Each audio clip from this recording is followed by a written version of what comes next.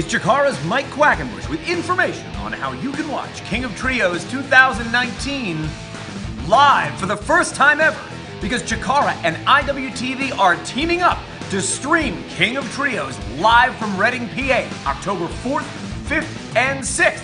And don't worry, Chikaratopia subscribers, you're going to be able to watch along live too. If you're signing up for IWTV for the first time ever, you want to use promo code KOT2019, and you're going to get 20 days free in addition to watching the biggest tournament in all of pro wrestling.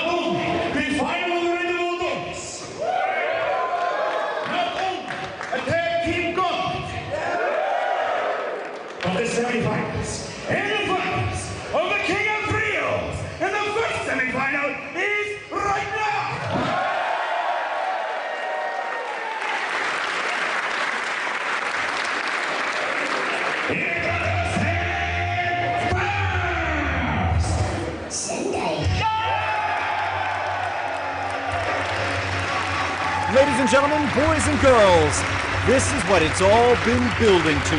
Night 3 of King of Trios 2017. I'm your Director of Fun, Mike Quackenbush, at Commentation Station. I'll be calling the action for you all afternoon long.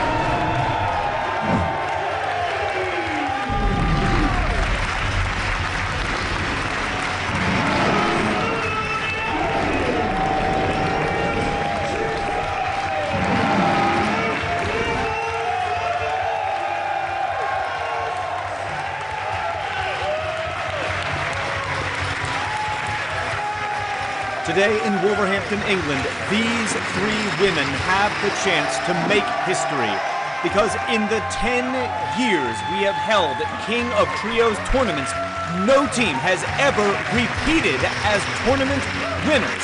But if they can get past Casa Dorada, these three ladies are in the running.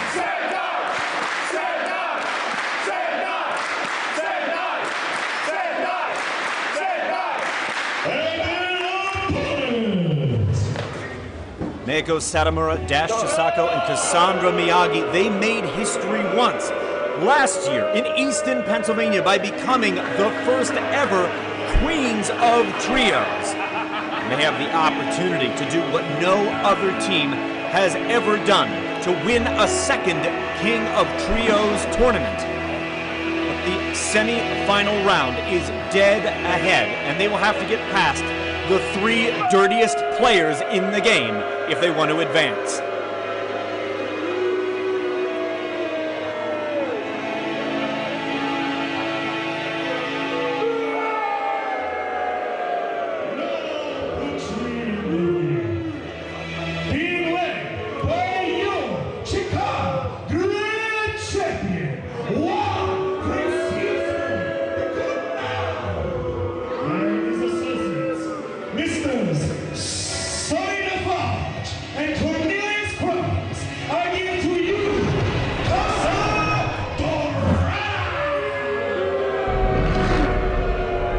The reigning grand champion of Chikara, that man, Juan Francisco de Coronado, flanked by former campeones de parejas, Sendefarge on the left, Cornelius Crummels on the right.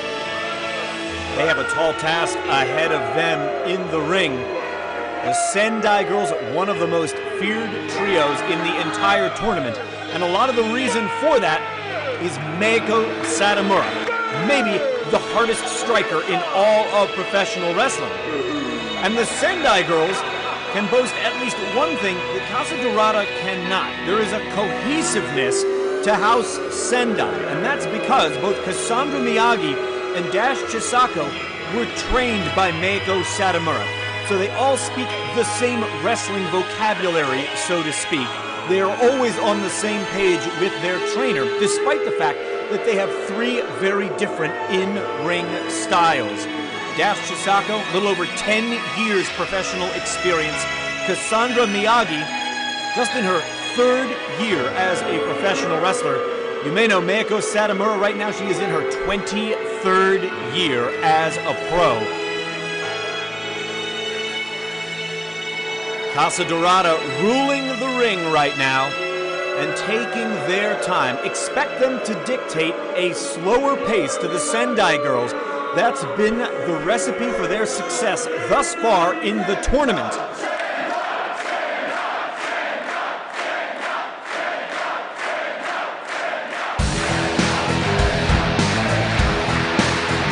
Sendai girls are able to quicken the pace, I don't know that Casa Dorada will be able to match them. They've got to get the women to play their game, a slow, methodical pace.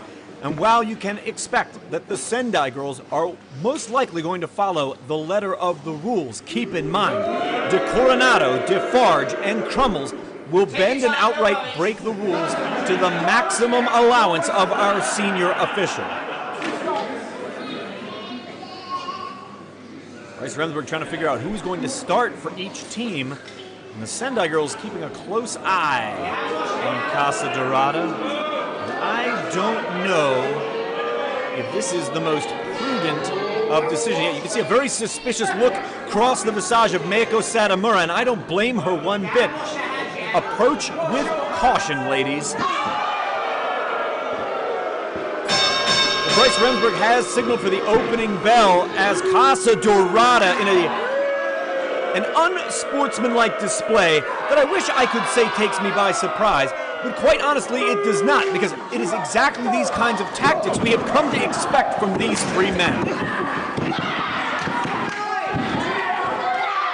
Juan Francisco de Coronado there with Meiko Satomura and has the good sense to toss her out of the ring. That is not the member of the team you want to try and isolate. Clearly, they have chosen the most undersized of the three Sendai girls, Dash Chisako. Dash having the boots put to her by all three members of Casa Dorada. And you can see the exasperation in Bryce's face and his body language as he's trying to get the grand champion of Chikara out of the ring, while Crumbles and Defarge apply double-team strategy to Dash Chisako. That suplex was followed by a diving elbow drop, and Miyagi is replacing Dash Chisako in the ring, while Sonny Defarge now draws Bryce Rensburg's attention, allowing Juan and Cornelius to uncork. Oh, they took her the other direction and dropped her face first in the dead center of the ring. Satomura's seen enough. Big uppercut blow from Defarge. Enziguri from Juan Francisco. Oh, and double team offense from Casa Dorada sends Meiko Satomura crashing to the mat.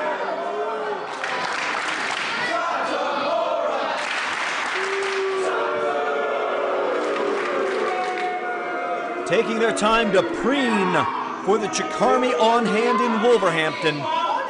That one! Bring her here! Well, you can hear the strategy here. He's barking. He wants Dash Chisako.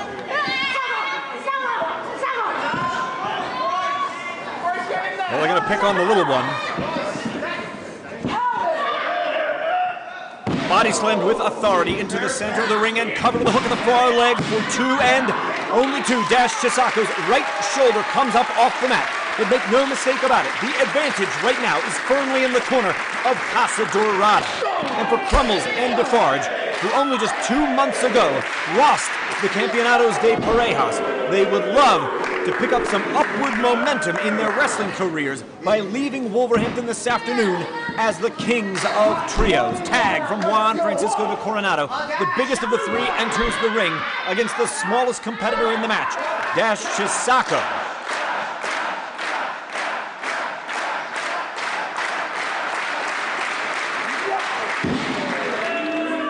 Given the disgusting disposition of the members of Casa Dorada, it is no surprise that the Chikarmi are firmly in the corner of the Sendai girls. They came all the way from Japan to participate in this tournament. They do not want to go home in defeat.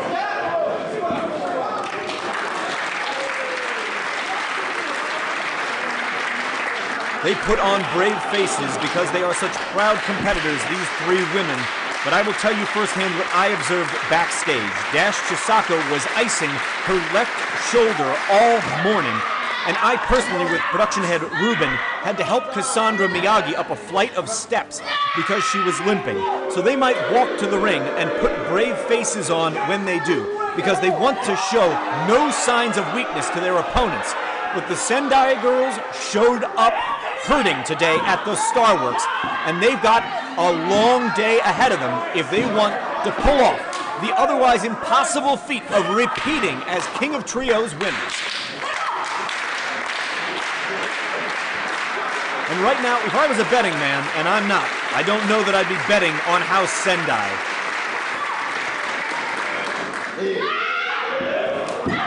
Casa Dorada have taken just about every shortcut they could to get this far into this match. And keeping Dash Chisako in their corner makes sound strategy. You may not like how they go about doing what they do, but they do have a plan. It's a smart one, and they're sticking to it. Setting up one of their favorite combinations. This is Oliver Twist, Crumbles and Defarge, executing it right now on Dash Chisako. Body splash in the corner will set up this lariat. No, Dash goes underneath. Change of direction. She got Crumbles. I don't know if Defarge knows it, but he's about to figure it out. Huracan Rana, but she did not hold on for the pinning combination, so she could follow up with a basement dropkick and tag to Cassandra Miyagi, who gets rid of Juan Francisco and Sonny Defarge so she can run wild on Mr. Crumbles. Miyagi accelerates herself and lands out on the apron, avoids that kick and puts a boot. Woo! Man, Miyagi is a house of fire. She's headed up to that top turnbuckle. She's got a picturesque dropkick. Keep your eye on Cassandra from the stratosphere with a great-looking missile dropkick back press. It's good for two, says referee Bryce Rensburg. And a tag to the heavy hitter and veteran of the team, Meiko Satomura.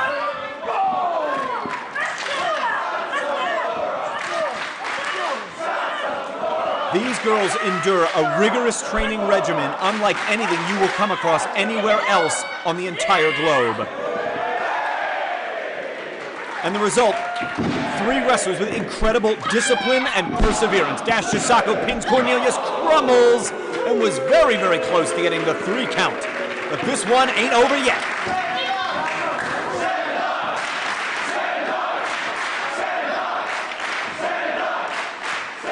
Massive chant for the Sendai girls, all 6 competitors in the ring. Juan Francisco directing traffic. Well, he might have made a bit of a mistake.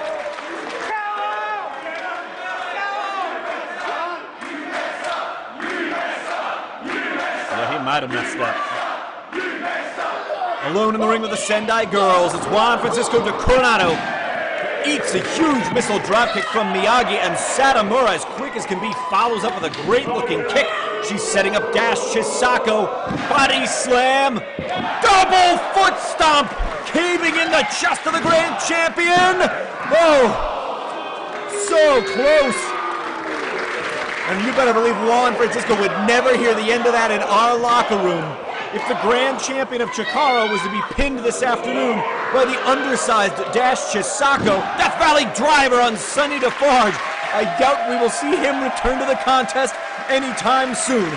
Meiko Satomura has beat some of the finest professional wrestlers in the entire world with that move. And Cornelius Crummels is really in trouble. Dash Chisako followed up by Meiko Satomura. And here comes Cassandra Miyagi from the fireman's carry. Samoan driver. She's got them all hooked up. And the Sendai girls are going on to the finals of King of Trios 2017.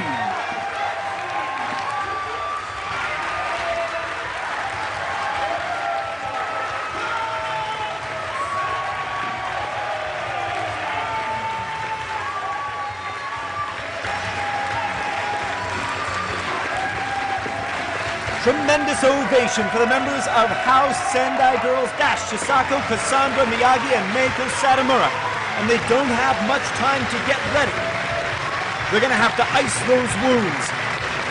They're going to have to do everything they can to recuperate, because the King of Trios tournament final is less than 2 hours away.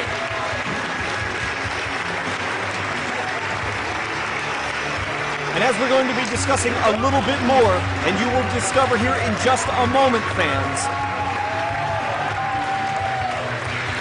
they are coming into the tournament final at a massive disadvantage.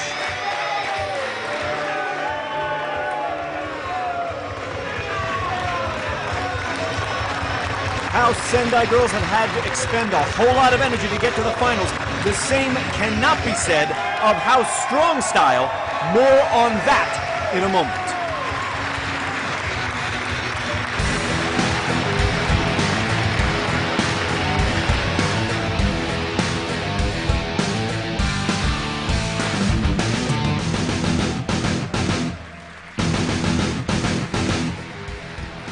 It's Chikara's Mike Quackenbush with information on how you can watch King of Trios 2019 live for the first time ever, because Chikara and IWTV are teaming up to stream King of Trios live from Reading, PA, October 4th, 5th, and 6th.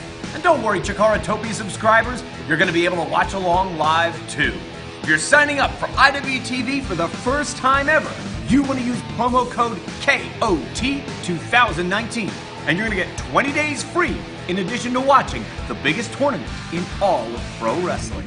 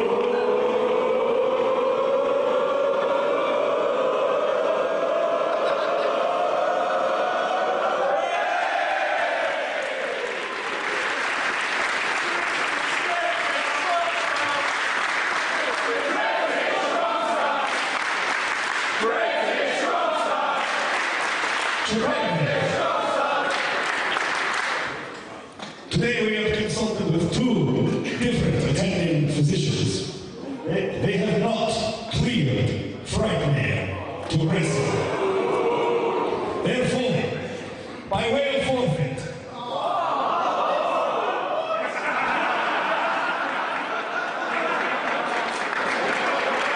your King of Trios finals will be House Sendai versus House Steroids!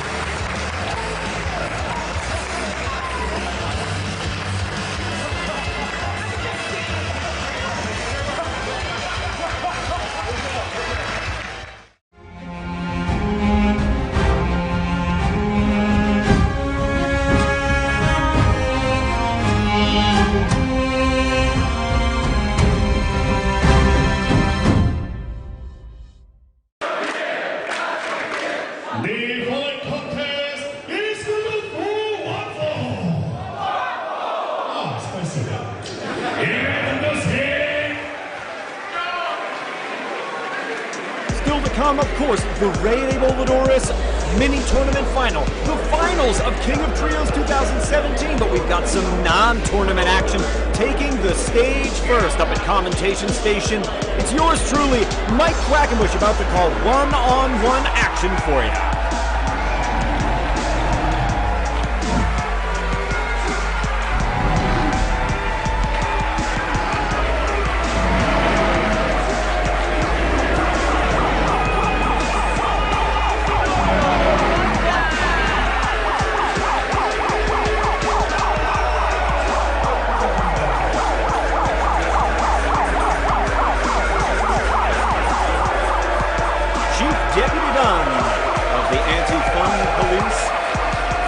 Ringside, that massive masked man was Federalis Santos Jr. with a big old frown on his face. Possessed of a surly disposition, oh, that could be said of all the members of the Anti-Fun Police. At least a little conspicuous by their absence, the Brothers of Obstruction. Not like we're going to need anybody else at ringside, given the penchant Los Federalis Santos Jr. has for interference.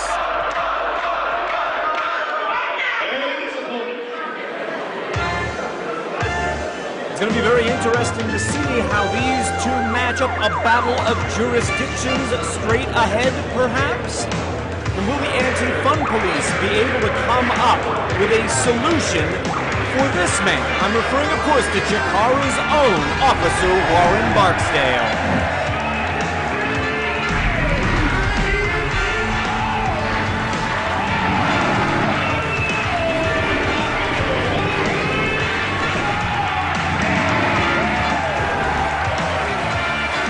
The long, strong arm of the law. Officer Warren Barksdale was eliminated from the King of Trios tournament on night one, as were the rest of House Bike Cops, his partners Des Peloton.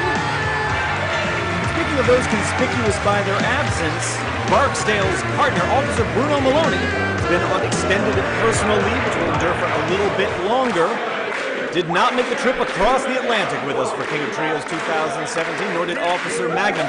So Officer Warren Barksdale is out here all by himself. And I think referee John Barber is really going to have his hands full given the circumstances out there. Because as I said, Los Federalis Santos Jr. will interfere liberally at every opportunity. That puts Officer Warren Barksdale in a potential handicap situation. He's got to be dealing with Dunn in the ring and Los Federalis Santos Jr. outside the ring. Issuing his mission statement loud and proud. No fun, says Chief Deputy Dunn. As far as fun-loving law enforcing officers go, Officer Warren Barksdale is right at the very top of the list of those who enjoy their fun.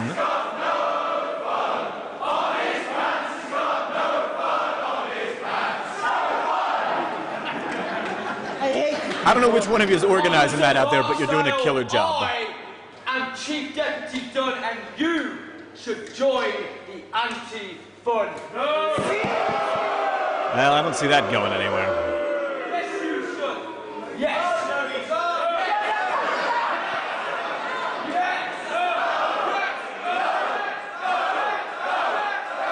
I don't know that Barksdale's given this a whole lot of thought. I think he's humoring Chief Deputy Dunn here. We will pay you. We will.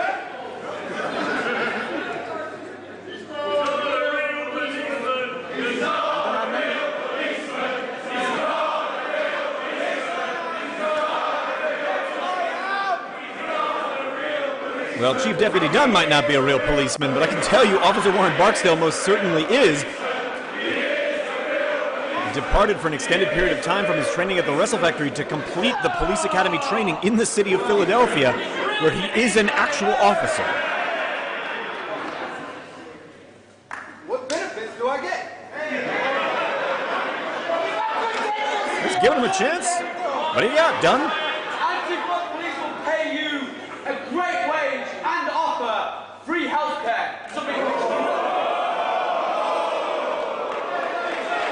Well, we don't get any of that free health care back in the United States.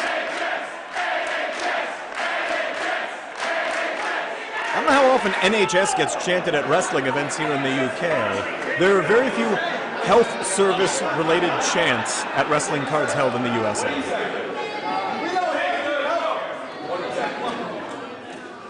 I say, you cannot find an officer of the law.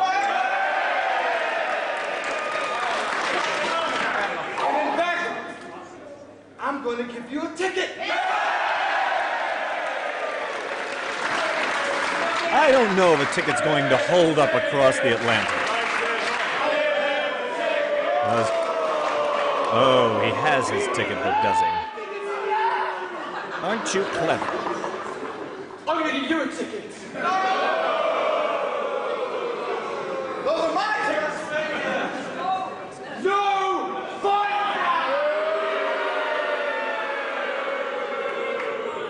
Does that come with a fine? No fun, no fans.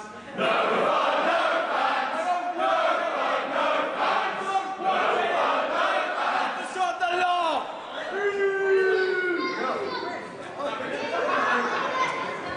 All I want to do is have fun.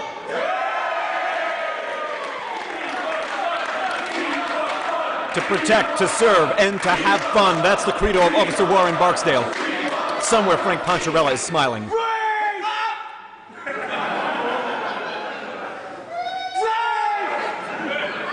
That's my line. No, my friend, that's my line. No.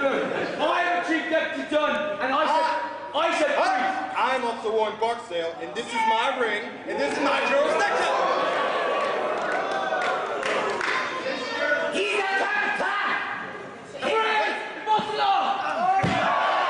Big swing and a miss there on the first wrestling move of this match. I'm taking you in. I don't know where he'd be taking him to. Barksdale's precinct house is on the other side of an ocean.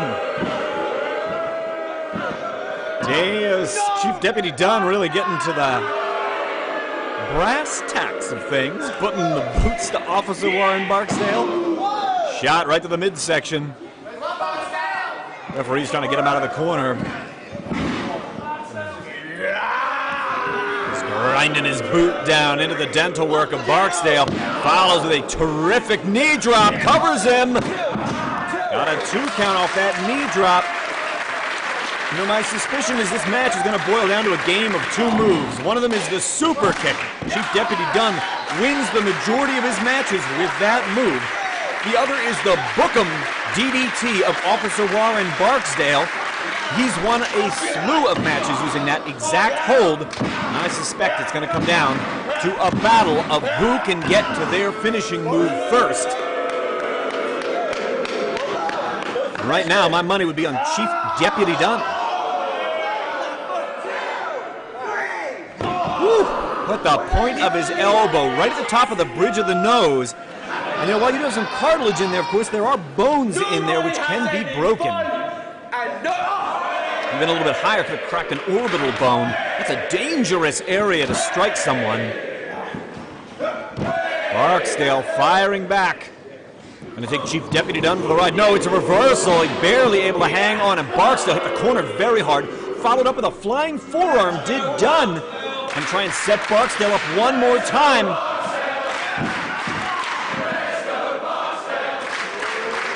Here comes Officer Warren with a knee to the midsection. Off the ropes, quick as can be. Dives into a Western lariat that takes Chief Deputy Dunn down. Soaking in the appreciation of the Chikarmi here in the Star Works on night 3 of King of Trios, Officer Warren Barksdale. Boy, oh boy. This Federale Santos Jr. might be a kleptomaniac. He stole the citation book earlier, now he's trying to steal the helmet of Barksdale. Meeting of the mindless there between the ropes.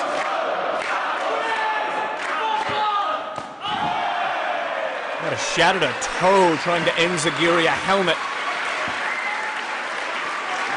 Remember at the top, as I said, the referee might have a tough time keeping control over this Northern Lights bomb. Oh boy, this is the 3rd time in a row that Masked Man has been a real difference maker in the match. And he's really cleared a path for the Brothers of Obstruction.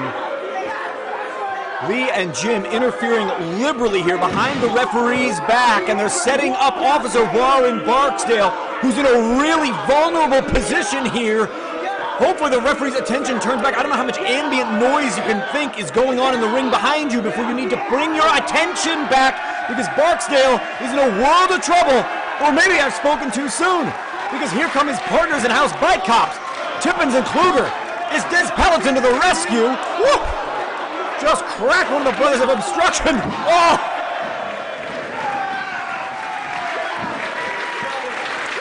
Well, as collisions go, they don't come much more unfortunate than that. Picking him up and, oh, he put him right on the bike seat. Oh. I don't know if Officer Warren Barksdale realizes what's going on behind him, but at least the Brothers of Obstruction are being removed from the equation. That just leaves the gigantic Masked Man, who's assisting Chief Deputy Dunn, or is for the moment, drop kick into reverse Frankensteiner.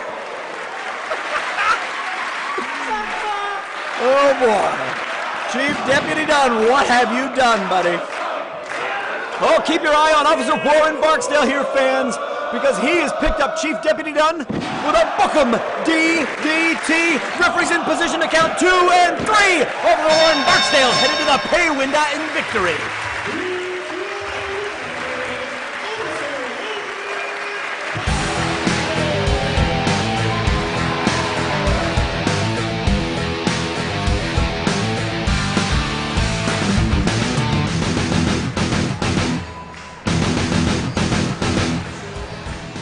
It's Chikara's Mike Quackenbush with information on how you can watch King of Trios 2019 live for the first time ever, because Chikara and IWTV are teaming up to stream King of Trios live from Reading, PA, October 4th, 5th, and 6th.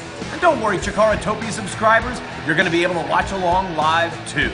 If you're signing up for IWTV for the first time ever, you want to use promo code KOT2019. And you're going to get 20 days free in addition to watching the biggest tournament in all of pro wrestling.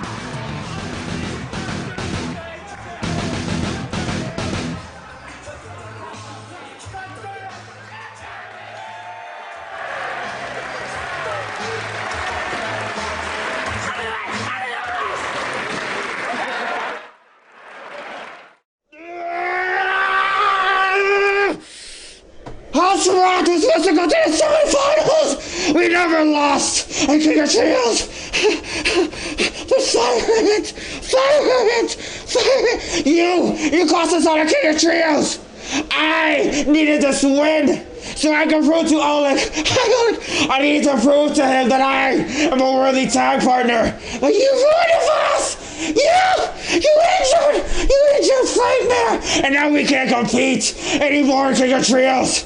So you know what's gonna happen? You know what's gonna happen to you, Frightmare? I'll tell you exactly what I'm gonna do. I want you one-on-one, and I'm gonna rip your antenna out into you! How do you like that? I won the colony, and I'm gonna do it in quick fashion! So don't blink, or you're gonna miss this match! Ah!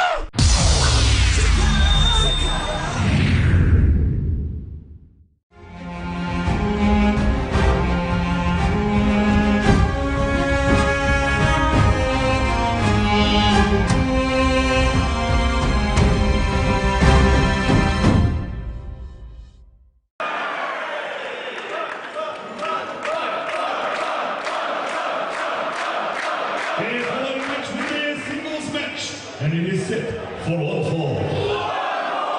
You're getting very good at that.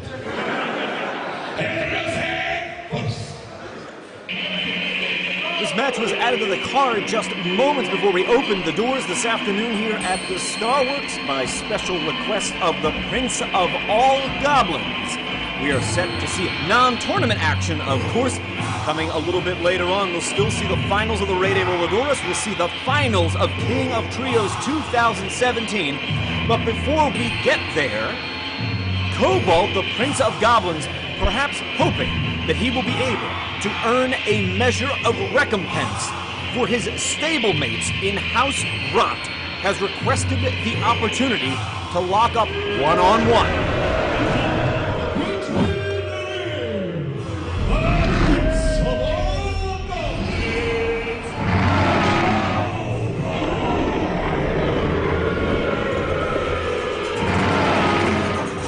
About it, fans, requests for one-on-one matches happen to come across the Director of Fun's desk all the time here at CHIKARA. But what makes this so intriguing to me is I have to question what's going through Kobold's mind that he would ask for the opportunity to be alone in the ring with Fire Ant.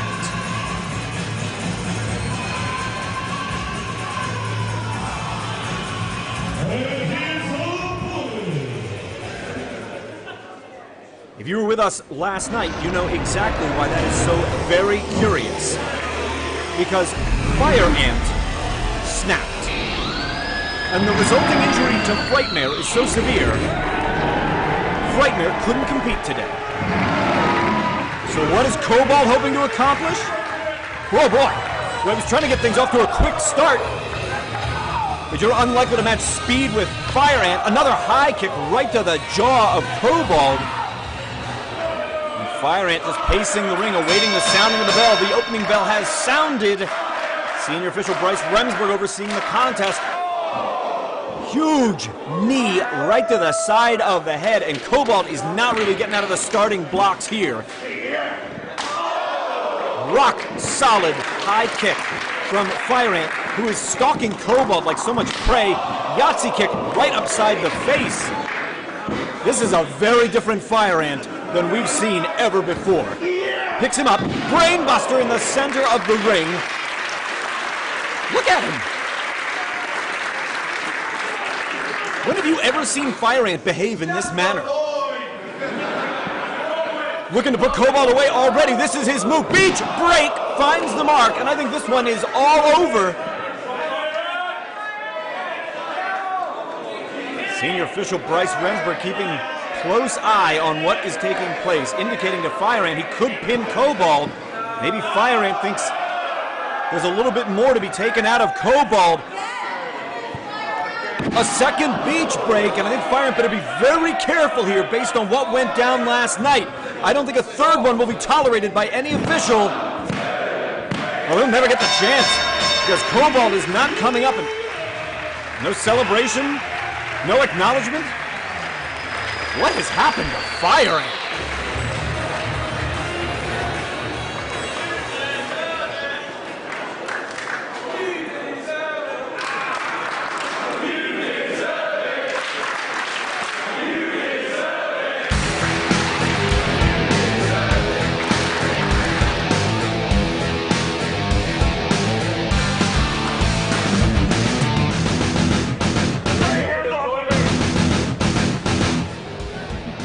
It's Chikara's Mike Quackenbush with information on how you can watch King of Trios 2019 live for the first time ever, because Chikara and IWTV are teaming up to stream King of Trios live from Reading, PA, October 4th, 5th, and 6th. And don't worry, Chikaratopia subscribers, you're going to be able to watch along live too. If you're signing up for IWTV for the first time ever, you want to use promo code KOT2019, and you're going to get 20 days free in addition to watching the biggest tournament in all pro wrestling. It's night 3 of King of Trios. Shut up, like us. King of Trios 2017, night 3. Last night, unfortunately, Casa Dorada, I mean, they didn't have our number, but they had Elijah's number, and we were eliminated from the tournament. But that's okay, because tonight, in Wolverhampton, Tag Gauntlet. Chance 3 points, chance the shot at the Chikara Campeonatos de Parejas. Those belts currently held by a pair of ice creams. Listen here, you sprinkle-headed buffoons. I'm lactose intolerant, and you may as well call me the human radiator, because tonight I'm going out there and leaving you both in milky puddles. And when we're done, we have our 3 points. CCK taking those techniques. How 7 Seas might have been unsuccessful in King of Trios, but in Tag Gauntlet, Hermit Crab and Cajun Crawdad are gonna be too salty, right, Crawdad? Exactly, Hermit Crab. There are tag teams coming from all over the world, but you know what? They're all gonna drown, and we're gonna get those 3 points, and we're gonna turn those sweet ice creams too salty, baby! Woo! Yes, Chikara Pro Wrestling. We are the Hunter Brothers. I'm Lee. This is Jim, and we are here for King of Trios 2017. And we've been entered into the Tag Team Gauntlet. And there's some real stiff competition this time, isn't there? There's Rumblebees, there's Peloton, Throwbacks, very good, and there's CCK. But if we get 3 pins, 3. That's 3 points. 3. 3 points that puts us through to an easy match with Los Ice Creams. And then the Campeonatos de Parejas titles come back where they belong, to the UK. This is it, ladies and gents. The gold medal round. Chikara's annual King of Trios Tag Team Gauntlet. The best teams we have to offer, all 10 of them. 12, 15, 20, 30, 35, 45, 55 teams! It doesn't matter. It could be every team on the planet. All. We have the endurance. We have the fortitude. We are going to take every team on the roster for a ride. Travis, I know we're down in trios, and we've got to be there for Fire Ant, for Team Furies. But we're the Rumblebees, and we are in the Tag Team Gauntlet. It is our chance to get our 3 points back and get back in that chase for the titles. You know what I'm excited for is the fact that Los Ice Creams are in that Tag Gauntlet. It is our opportunity to get back at them for North Carolina. I'm hoping that we get the number before them, because there's nowhere to run, and it is going to be a rumble. It's gonna be sweet.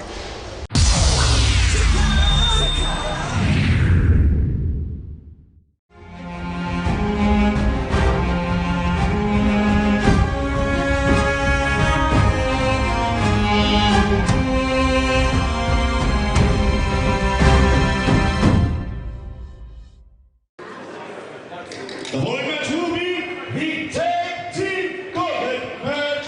Introducing first. Mike Quackenbush at Commentation Station, calling for you now. The 10 Tag Team Gauntlet match, an annual tradition of King of Trios weekend. It's about to take the stage right now, and let's see who's up first.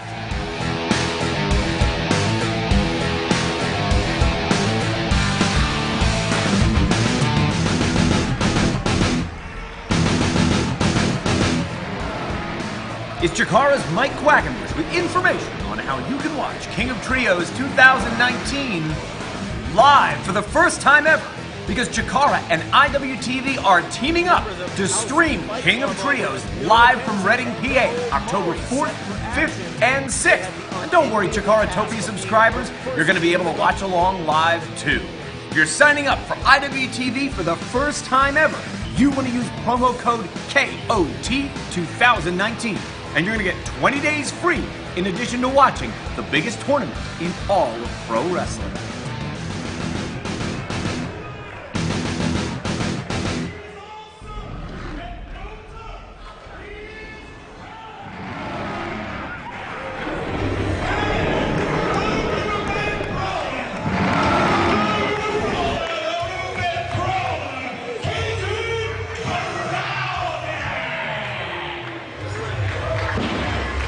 The Crab and Crawdad enter at the number 2 position. I'll tell you a little bit about how this match is going to work if the annual Tag Team Gauntlet match is brand new to you. One of these two teams will succeed in eliminating the other, and that winning team stays on. Winner stays on in the Gauntlet match. However, there are 8 more teams waiting to enter.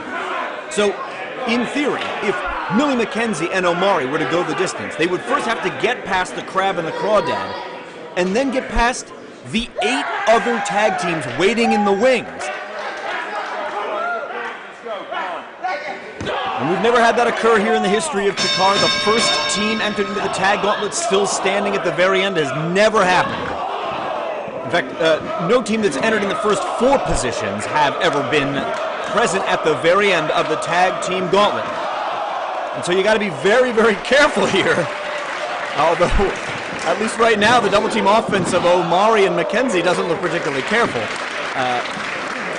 How much are you going to expend early on to get past the early teams, knowing that later you may not have much left? Great looking double teams thus far from Omari and McKenzie. Both of them train right here in the Starworks. There is a separate room in this facility for the Fight Club Dojo. Crawdad rids the ring of Omari so they can perhaps focus on Millie McKenzie, who certainly weighs a lot less than Omari does. She is a fantastic flyer and a very versatile wrestler, despite the fact she's still a teenager. Shows in-ring poise beyond her years, does Millie McKenzie. Looking for her destroyer flip pile driver. She landed it on the Cajun Crawdad. We think it might just be a little too near the ropes. Omari realizes it. He's going to pull him back to mid-ring. Picks him up, going to take him on this wild ride. No, Cajun Crawdad out the back. Schoolboy roll-up. Oh! They snuck one over Omari and McKenzie. Did the Crab and the Crawdad.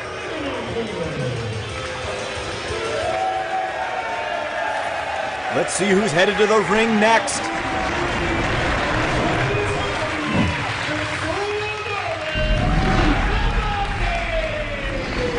Here come the Rumblebees, Solo Darling and Travis Huckabee. Ducking those clotheslines. Series of strikes. Coming right out with great looking head mares.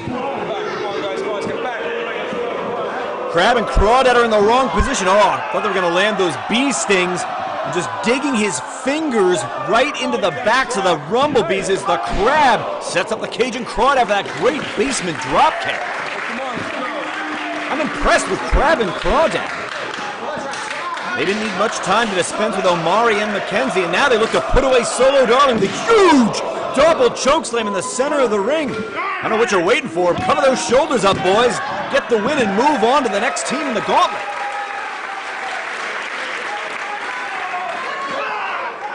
Solo Darling kicking away at Crab and Crawdad.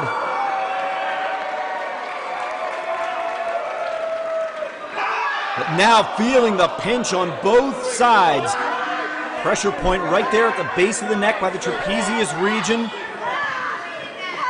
Joel Allen finally, I thought the Crab was going to get out of the ring. They're really pushing their luck with the official here, and I think Travis Huckabee has seen about enough of this. Oh boy. You can just see how wobbly that middle rope is, and the Crab's having a tough time. Travis, what are you up to? Woo!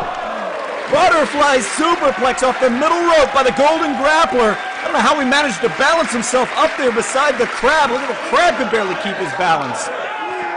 Whoa, that's a really big dude. Travis having a tough time taking him for the ride on the stretch muffler, but luckily for him, Solo's ready to slap on the sharp stinger. Can she keep it on somebody whose legs are that long? Oh, she's got it! She's picked it up! I thought maybe his legs would be too long for the sharp stinger to work. Combination sharpshooter Texas Cloverleaf equals tap out from the Cajun Crawdad. The Rumblebees are ready, and team number 4 is about to take the ring.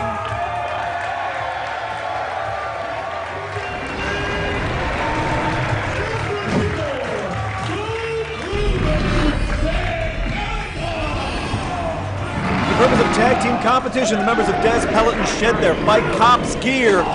Oh, one of their favorites, Des Peloton going right to their double team offense. Keep your eye on Des Peloton here as Jasper Tippins rams Travis Huckabee down and gets ready for the bike rack. All that pressure coming down on Travis's sternum while his back is up against Donald Kluger's kneecaps. What a devastating double team move. And another devastating double team move is dead ahead. Jasper Tippins off to the ropes. Another high impact blow on the lower back of Travis Huckabee. They're really focusing on that area.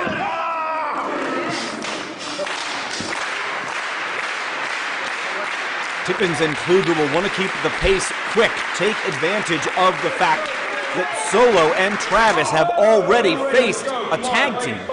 If there's any chance they've started to exhaust, Des Peloton can capitalize on this. Great looking double neck breaker from Travis. Whole bunch of bodies down in the ring. Can he make it over there? Can he tag Solo Darling? Can he get out of the ring and trigger a tag? He's got a clear path. Can he make it? Oh, he did. He made the tag, and the referee saw it. Huckabee underneath, winds up his partner. Back elbow right on the jaw of Kluger, and loads Solo up for a swinging head scissor. It takes Kluger right out of the ring. Tippins swinging with a clothesline, turns right around and is met with a kick. Again, too high with that clothesline. Another kick from Solo Darling. Off to the rope she goes and pounces right on top. Pounding away at Jasper Tippins.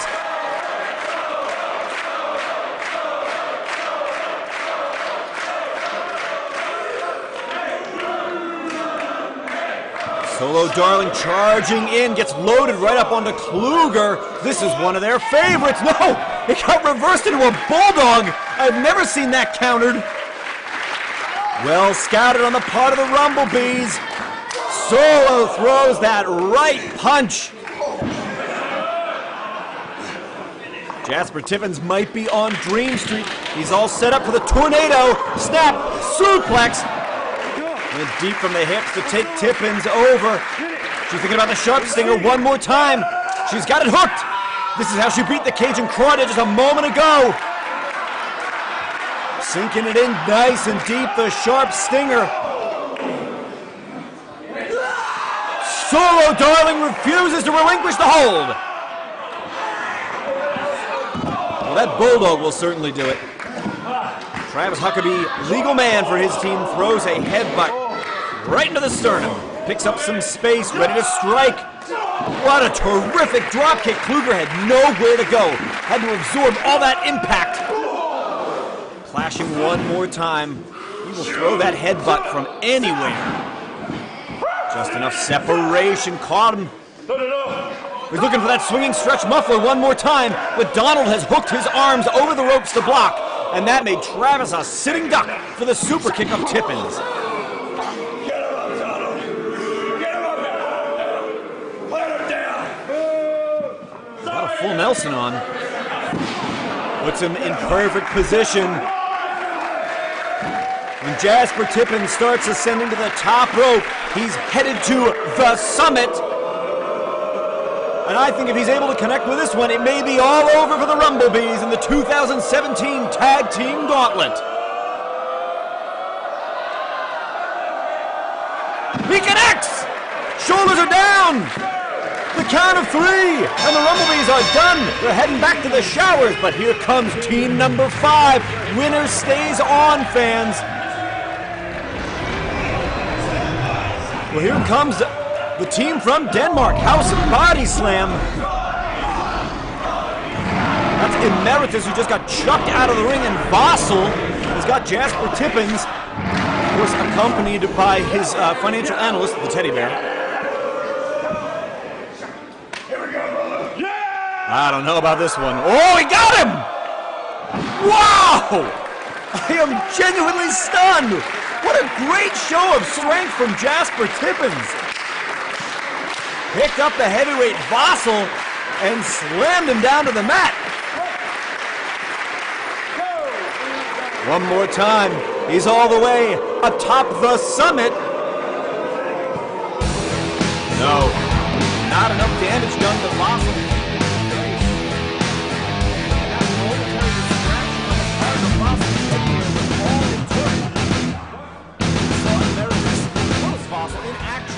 It's Chikara's Mike Quackenbush with information on how you can watch King of Trios 2019 live for the first time ever, because Chikara and IWTV are teaming up to stream King of Trios live from Reading, PA, October 4th, 5th, and 6th. And don't worry, Chikaratopia subscribers, you're going to be able to watch along live too. You're signing up for IWTV for the first time ever. You want to use promo code KOT2019, and you're going to get 20 days free in addition to watching the biggest tournaments in all pro wrestling. Gauntlet. They could come out at the end with more than enough points to challenge Los Ice Creams for the Campeonatos de Parejas. But they have to survive. They have to win, and only winners stay on in the tag team gauntlet. Des Peloton have a point. They just picked it up over the Rumblebees, and they could get a second if they can pin House Body Slam. No, Emeritus bringing his shoulder up in time and just kicked Jasper Tippins right in the bicuspids. What an intimidating duo this tag team from Denmark make. And Donald was reaching out for his partner. They were flailing for a tag. They just weren't close enough. Creepy stare from Emeritus. I don't know that he has another kind of stare, I'd like to point out. And Vassal checking in with Emeritus, but because Tippins went to the floor, that made Kluger legal. Sword onto both men with a high cross body that luckily had enough momentum to take them both down. Woo! Vassal landed right on his feet. Monkey flip! You heard it. There it is. Monkey flip from Donald. Kluger covers the shoulders.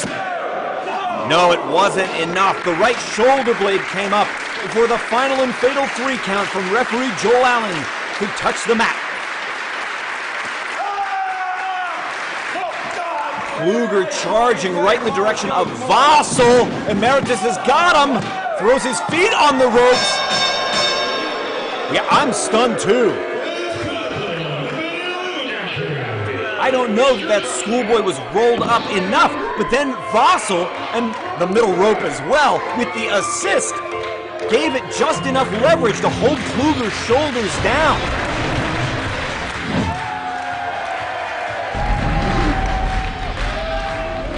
Former Campeones de Parejas. Here come the throwbacks. Dasher Hatfield is the masked man. His step cousin-in-law, Mr. Touchdown, Mark Angelicetti, with him. Off the ropes they go. Dueling Cazadoras took them both over, including the heavyweight.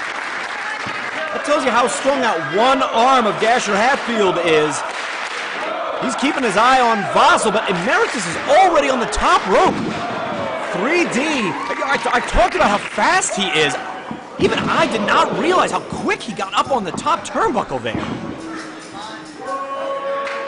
Emeritus was able to knock down both throwbacks.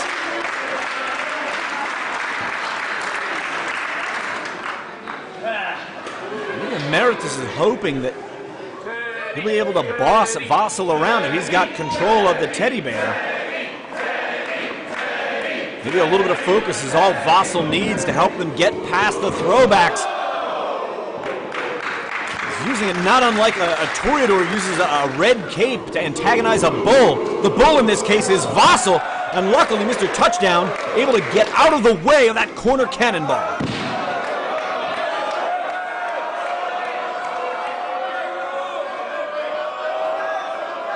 You better make up your mind quick, Mark, before Vassal is able to recover. kicking a big field goal. Maybe Mark was paying attention to what happened on night one. Something very similar went down, and as soon as that teddy bear was ejected from the ring, Vassal went out into the crowd stalking for it. He's got a window of opportunity here while Vassal is distracted. Can he put Emeritus away? Whoa! Showing off his freakish upper body strength, Mr. Touchdown holding Emeritus up for a long vertical superplex. How long can he possibly hold that guy? Just long enough, perhaps. He covers up those shoulder blades while Dasher runs interference, and the back press is good for 3.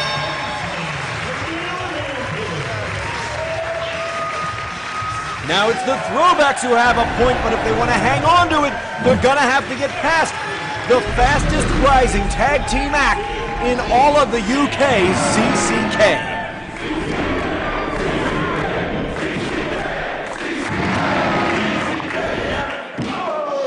That's Kid Lycos in the mask, and of course his partner Chris Brooks, Calamari Catch King, CCK. They're wasting no time showing off their great tandem offense. Keep your eye on Lycos, who flies into a press. Woo! Almost picked off Mr. Touchdown. That's no small feat. One of the most impressive all-around athletes in all of professional wrestling is Mark Angelicetti, who elevated Kid Lycos, and Lycos put one foot right under his jaw. Got caught by Dasher Hatfield and chucked. Big fall-away slam-like move. Dasher's wasting no time. I think he wants that cyclone neck breaker of his. He's going to take him round and round and then dump him. Didn't even hang on to him. Went for a big old whirly bird type. Caught Brooks right in the breadbasket to the old-timey King of Swing. Dasher ran right into the upturned boot, and that brought all of his momentum to a screeching halt. Watch Brooks as he assists Lycos, who caught Dasher. Luckily, they bounced off the ropes. I think Dasher's got a counter. Kid Lycos is just crawling all over him. No! Dasher was fighting hard, and he almost had a counter there, and at the last moment, Lycos shifted his hips and slid around into a DDT. That was all strength on the part of Dasher. He just couldn't get the counter. The quick pace of this tag team gauntlet, it's really been relentless. It's barely slowed down at all. Kid Lycos precariously perched Super Frankensteiner. He didn't counter, or didn't expect Mr. Touchdown to counter. He sure did. Great looking powerbomb sent Lycos down onto Brooks. He's got them both. Well, what an insulting way to be eliminated from a match. You and your partner pinned at the same time by one guy. A couple stiff arms. Those are open-handed blows. Lycos following up. Great combination offense from CCK. They are really quick with the tandem moves. Keep your eye on this one. Codebreaker, senton combination. They've beaten some of the world's finest tandems with that move. Oh, and they beat the throwbacks as well. CCK have picked up a point now. And here we are in the back nine, so to speak, of the tag team gauntlet. Pardon me for mixing a golf metaphor with my wrestling. A fond reception for two members of House White Wolf all the way from Madrid, Spain. That's Adam Chase and Zayas. Adam Chase in the green. Step up Frankensteiner took over Chris Brooks. And Zayas pitches Kid Lycos right back into the ring. Zayas pouring it on. He's great at combination offense. Low flying clothesline found the mark. What's Chris Brooks got up his sleeve? Gonna hang him out on the top rope and twists underneath. Stops Adam Chase right in his boots. Reversal in mid-ring sends Brooks into the turnbuckle. Chase goes up but lands right on his feet. Catches Brooks in the midsection. And now got strung up on the big back of Chris Brooks. Round and round he goes. No, he went out the back door. caught him with a shining wizard. He's got to get Brooks away from the ropes. Took Adam just a second or two to pull Brooks away from the bottom rope, but Kid Lycos was able to get in there and make the save. Sometimes that unfortunate ring positioning makes all the difference. Quebradora, Mexican 360 backbreaker, followed by a rapid series of strikes from the Spaniards, and the Blue Thunder Bomb. Whoa!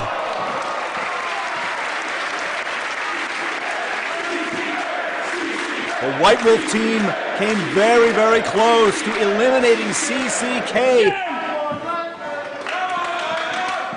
Kid Lycos two-steps the corner and evades the impact. Zayas decides to go after Chris Brooks.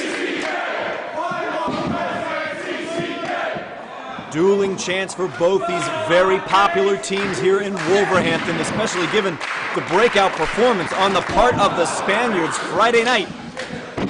Wow, Chase went right underneath with that one, had great whip on it. Chase is perched. He takes flight. Terrific blockbuster off the top. And he set up Zayas for a frog splash. Will this be all? I think the referee was just slightly out of position, and it might have cost the Spaniards. Chase throws a forearm, going to set Brooks up for the kill. No, Lycos with the interception. Watch CCK. Their tag team offense is on point today. Then Zayas was there to make the save before the count of 3. They are still alive. Can the duo from Madrid get past the Calamari Catch Kings in the tag team gauntlet? Going for it one more time. Set up that code breaker. Here comes the senton. That is the punctuation mark.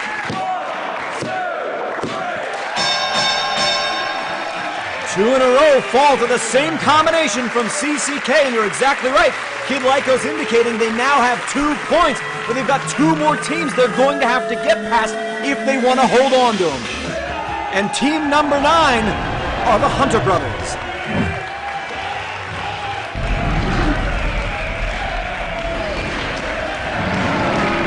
Wolverhampton favorites Jim and Lee Hunter.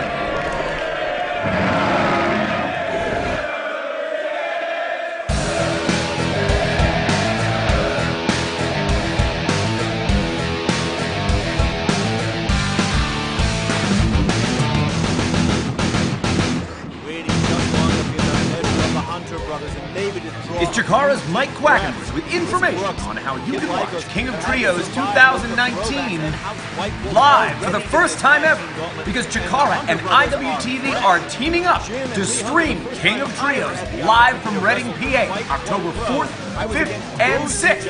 And don't worry, Chikara-topia subscribers, you're going to be able to watch along live too. If you're signing up for IWTV for the first time ever, you want to use promo code KOT2019, and you're going to get 20 days free in addition to watching the biggest tournament in all of pro wrestling. Not wasting any time, going right to the big guns. And they're going to want to put CCK away as quickly as they possibly can. Dueling pescado planchas. They're out there on the floor. Going to try and get rid of Chris Brooks as quickly as possible. No, Brooks able to get out of the corner, but he ran right into the upturned boot. Over the top sunset flip attempt. Blockbuster brought Brooks down right into the physician position across both knees. And this might be it for Team CCK in the tag team gauntlet. No, Kim Lycos came in and interrupted the count. And Lycos wants to get the Hunter Brothers. Whoa. I thought he was going to get the other one out of the ring. No, he landed out there on the apron. Springing right in off the bottom over the terrific DDT. Lycos is close to the ropes, though. He's strung up now in the corner, but he's not out of harm's way. And Zagiri found the mark, not wasting any time. This is the move that's really been paying off for them in the gauntlet. It's Codebreaker. Oh! What a terrific counter on the part of the Hunter Brothers. That senton did not connect. I think the Hunters can smell victory. They know how close they are to eliminating Brooks and Lycos. Keep your eyes on this one. Super Frankensteiner sets up a huge splash. No, Brooks brought the knees up. Inside cradle. Wow. I wouldn't have called that one. Well, CCK might have 3 points, but they've also been in the ring a very long time, and the reigning Campeones de Parejas are as fresh can be. Here come those delicious Dairy Deviants, Los Ice Creams. And they're in a mood to have a good time, but Lycos and Brooks are not going to allow that, and they really can't. They've had to survive the throwbacks, the Hunter Brothers, and Team White Wolf. At this point, they've got to measure very carefully how much energy do we have left? How quickly can we put Los Ice Creams away? They really can't afford to make a single mistake, given how much they've already had to put on stage to last this long in the tag team gauntlet.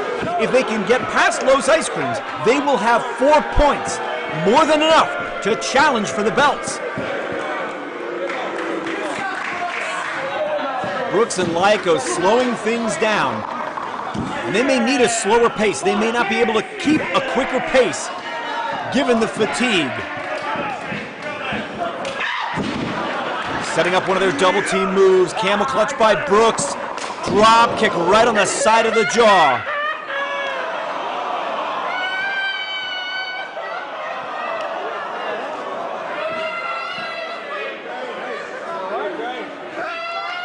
I don't know if this is a distraction tactic on the part of El Hijo del Ice Cream or not.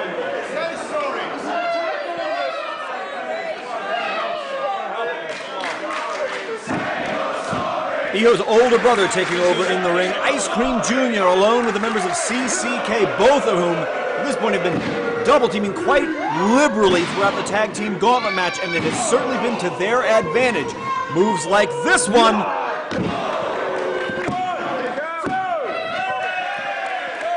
Hijo still hasn't managed to stand up, but he was able to come over and kick Lycos off of Junior.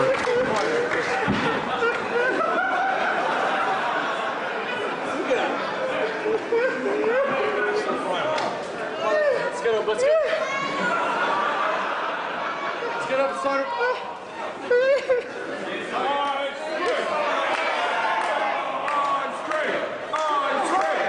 Only Chris Brooks knows what to make of Los Ice Creams.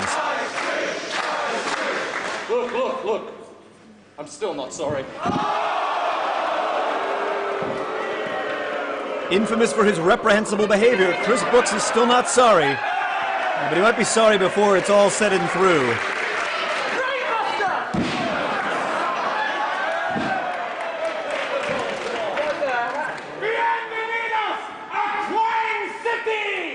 Quang City, he says. Throat thrust over a dozen at this point. And CCK are... Ice Cream Jr. is cheerleading for his brother, who just continues to throw open-handed thrusts into the throats of both members of CCK. Several dozen at this point, I would say. I did not do a good job keeping count here. Chris Brooks suffers the effects of the X Factor.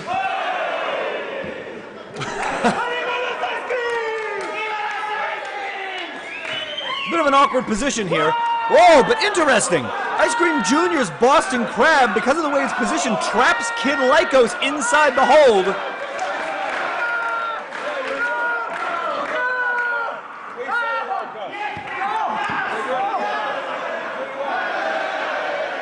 This might be a good time to try putting one of them away. Referee Joel Allen is allowing this double submission hold. Certainly some referees would not permit that. It did a great job of immobilizing Kid Lycos while damaging Chris Brooks, but I don't know if this momentary turn of events is worthy of that level of celebration. You may want to try and knock off the guys who might potentially be the next challengers to the Campeonatos de Parejas.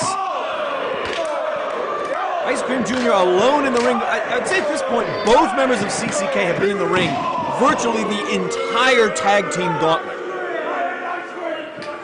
And as long as they're able to keep pressing this kind of advantage without being threatened with disqualification by the referee, I don't know why you wouldn't just persist in this manner.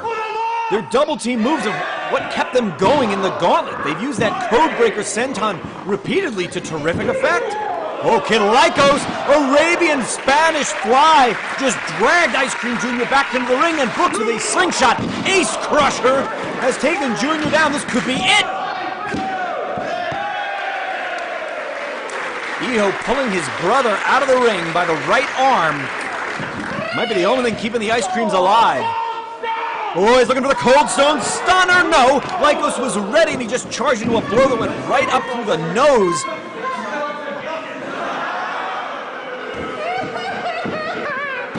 Pouting as he goes, El Hijo del Ice Cream is in the far corner, ready for Kid Lycos.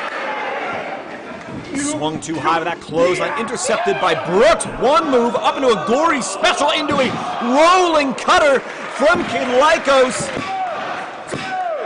Oh, it's Junior to the save. The Ice Creams are just barely staying alive in this one. Chris Brooks getting low-bridged by Ice Cream Jr. Ice Creams have really got to start getting things going in their direction here. Use some of their double-team moves. They haven't even come close to hitting their offensive stride.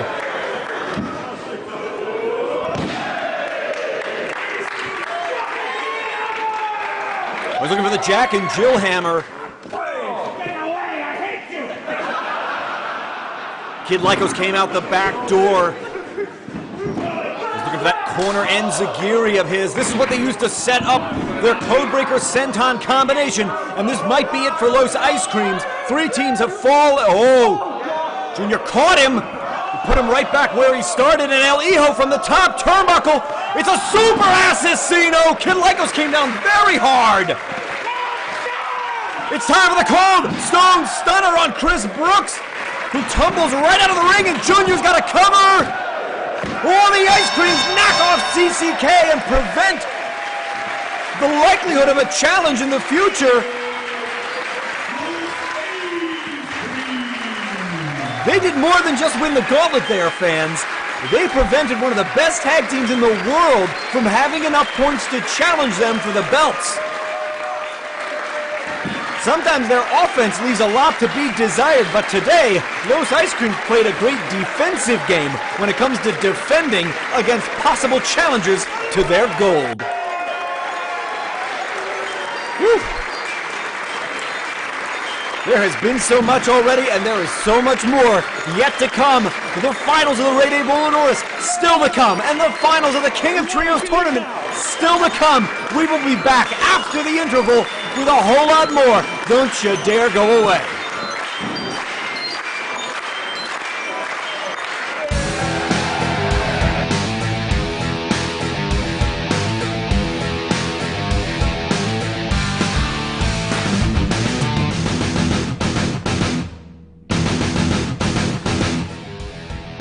It's Chikara's Mike Quackenbush with information on how you can watch King of Trios 2019 live for the first time ever, because Chikara and IWTV are teaming up to stream King of Trios live from Reading, PA, October 4th, 5th, and 6th. And don't worry, Chikaratopia subscribers, you're going to be able to watch along live too. You're signing up for IWTV for the first time ever. You want to use promo code KOT2019. And you're going to get 20 days free in addition to watching the biggest tournament in all of pro wrestling. Believe it? What a King of Trios it has been so far, and there is still more to come. The finals of the Rey de Voladores, the finals of the tournament, and this match.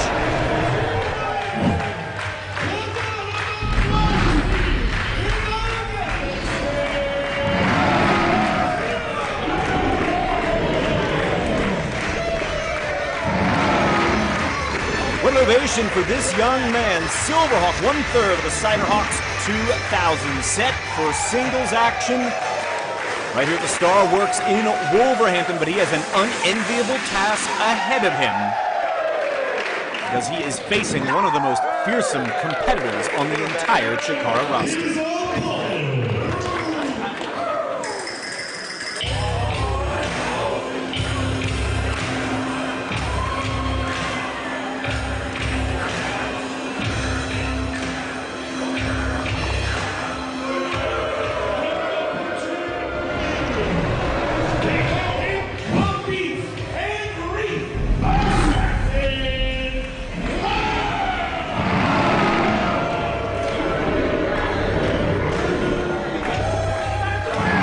About a month ago, Murloc suffered his first in-ring loss in his entire Chikara career. He was defeated by Dasher Hatfield. And Silverhawk would be able to not only pick up a point toward a future Grand Championship title shot, but he would really send a message to the rest of the Chikara locker room if he could follow on the heels of Dasher's big win over Murloc by pinning that powerful Piranha this afternoon in Wolverhampton. But in order to do that, I think he's going to have to use his speed and high-flying ability at all times, because you will not match power with Murloc. It's as simple as that. And he's off to a great start, fired in that kick. Gonna follow up with some stinger splashes in the corner using all of his weight. He's getting out of the gates with a strong showing. Oh, he just got intercepted in mid-air by Murloc, who ran him back into the corner and is driving all the wind out of Silverhawk's lungs. And you might be able to stun Murloc for a moment, but putting him away is an entirely different task. Silverhawk doing anything he can to try and stay one step ahead of Murloc into the ropes, but he barely got away from him, turned around through a clothesline, and now trapped up against the ropes. Silverhawk just ate a trifecta of clotheslines. Had the good sense to get out of the way through that kick. Once again, Murloc looks stunned. Can he capitalize? Swung through with a 619 style kick that caught him in the midsection. Look, Silverhawk go, turning up the speed. I like this strategy. Stick and move, stick and move. To the top he goes, springboard. Brought that one down right on top of his dome and sent Murloc crashing to the floor. Can Silverhawk follow up? Flew out of the ring into the waiting arms, and Murloc just snatched him out of the air. Oh, he is in a very precarious spot. And Silverhawk just got introduced to the wall of the Star Works, courtesy Murloc. You're not safe, doesn't matter where you go. Murloc continuing to stalk his prey. They're heading further away from the ring. Right into that barricade. You can hear the sound of Silverhawk colliding with the metal barricade. Barely on his feet after that collision with the wall, and gamely trying to fire back, but how much could he possibly have left? Rock solid forearm from Murloc as an equalizing blow.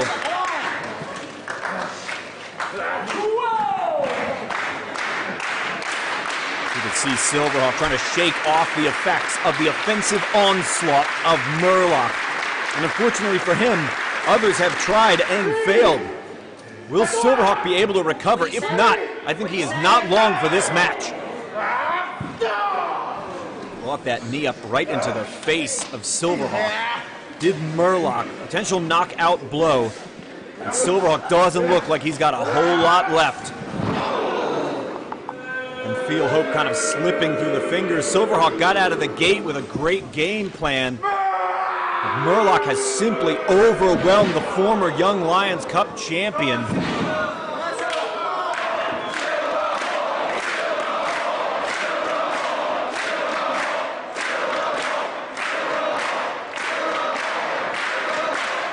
Murloc's really picking his spot. You can see how he's measuring Silverhawk. And maybe he took just one moment too long. Maybe he's underestimated Silverhawk. Gonna slap on that full Nelson. We saw him use this to devastating effect yesterday. Round and round they go. Up, down into a full Nelson slam. This one feels like it's just one move away from being over. I think it was a mistake on Murlock's part, and that's a competitor that rarely makes a mistake. He took just an extra second to get down there and cover the shoulder blades, and that second might have just cost him the match. One more mental error like this, and it could be all Silverhawk needs. You can't count Silverhawk out. Trying to fire back, regaining his vertical base. He's up on his feet. That's a great position to attack from. He seems able to stun Murlock, but can he capitalize? Oh, what a silver kick right upside the jaw.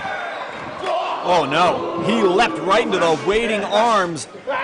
Murlock's got him. No, Silverhawk able to wiggle out the back. Off to the ropes he goes, takes flight with a cross body. He's caught once again. Silverhawk has got to stay out of the grasp of Murlock. And he wiggled out onto the middle strand. He really needs to use his high-flying abilities. That is one department where Murlock will not be able to match him. High cross bodies, got him! Cover, hook on the far leg! Oh, only good for a 2 count. Silverhawk can feel it. He came really close to beating Murlock, and he might be just one high-risk move away from pulling off what I would consider to be an upset. Beautiful high cross body got him 2. Will this move get him 3? And the big win over Murlock in Wolverhampton. On the top rope. Whoa! Just got tackled out of the air. Brute force. That's all that was. Brute force. It wasn't technique. Scooping him up. And it looks like the coup de grace. The Emerald Flosion is good for 2 and 3, says Bryce Remsburg. Silverhawk falls to Murlock.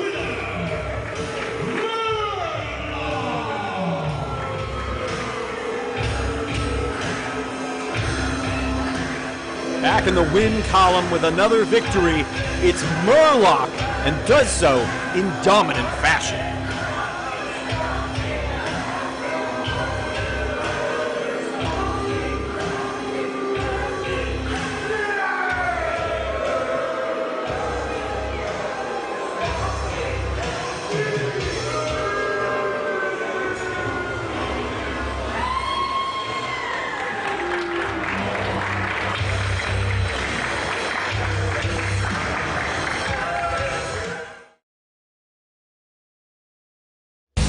This is the Phoenix. I am Jody Fleisch, and last night I came up trumps in a four-way battle to get to where I stand today. Now I'm gonna fight this guy. It's Chikara's Mike Well, I think his name is Ophidian. On how you He's not the Ophidian that I've seen in the past, but yeah, I'm pretty sure Ophidian. But you know, it doesn't matter who he is, because the end of the day is tonight. And tonight's when I'm going to get my hand raised in victory, and I'm going to walk away the winner of this tournament. The RDV champ, the Phoenix, rises tonight.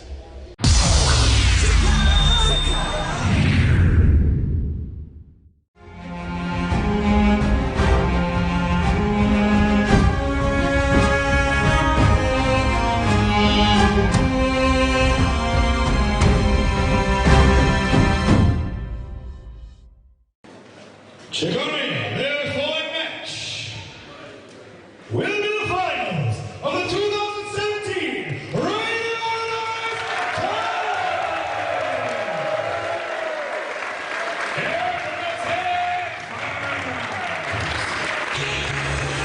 We started King of Trios weekend with 8 high flyers. Only 2 remain, and 1 will walk out. The Rey de Voladores, the king of high flyers, and it might very well be this man.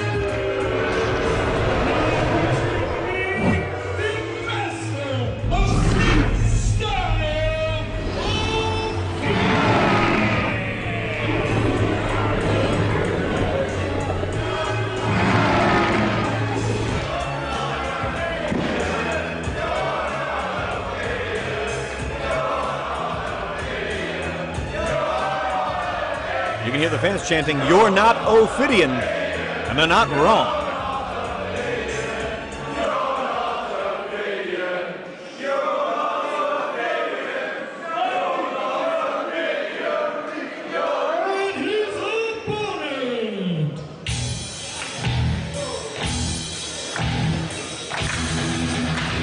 No matter what the Whisperer is calling himself or dressing up like, the challenge remains the same. If he wants to walk out of Wolverhampton as the Rey de Voladores, he's going to have to get past one of the best flyers in the world.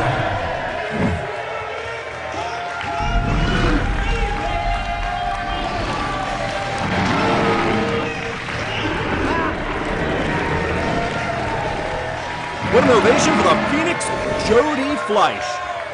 Played a huge role in helping revive interest in the British independent wrestling scene more than 10 years ago.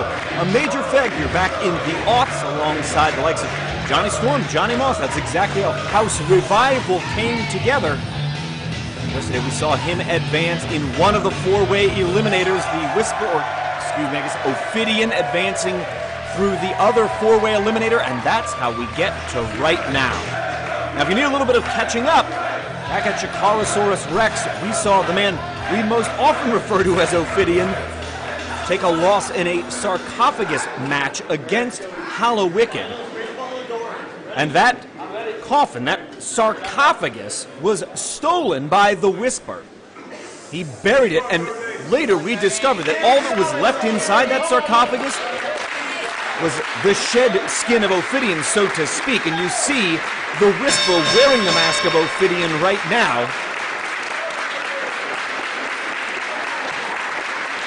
He made a pledge in a blog on ChikaraPro.com. He wanted a victory that is really meaningful. He would have to prove not only that he was superior, but that he was a superior Ophidian. I guess he's got the chance maybe to prove something this afternoon here in Wolverhampton. He's going to have to get past Jody Fleisch. Jody's got the edge here, especially when it comes to experience. The Whisper only made his professional wrestling debut earlier this year. Whoa, backflip right through that wrist lock. Behind the back goes Jody Fleisch to a waist lock, cut inside, up and over. He's going to go underneath, pick up the heel. Comes out with a toe and ankle hold. Ophidian bewildered by the quick-paced offense of the Phoenix. Wow. He led with that right arm just the tiniest bit, and that allowed Ophidian to lock on the cording hold. He went behind into a move sometimes called the handlebars, but he's not going to linger there long. He's got a right half Nelson. He's made a full Nelson. Floats around the front into a mare, does Ophidian. Fleisch baiting him, dropping flat twice. No, Ophidian caught him. Now he's trying to set Fleisch up. Off the ropes he goes, picking up steam underneath one more time. Showing off his agility, weaving underneath though is Ophidian. Fleisch from the top, the great looking backflip. He's on his feet one more time. Picks up behind the left leg of Ophidian, sends him crashing to the mat. No, Ophidian can't possibly cover Fleisch. He's too quick. The Maestro cradle. Very tight up against the ropes. Barely enough room for the referee to get in there and count it. Woo, dropped right into a monkey flip, and Ophidian turned it right around and stuck a landing. Completely avoided the impact.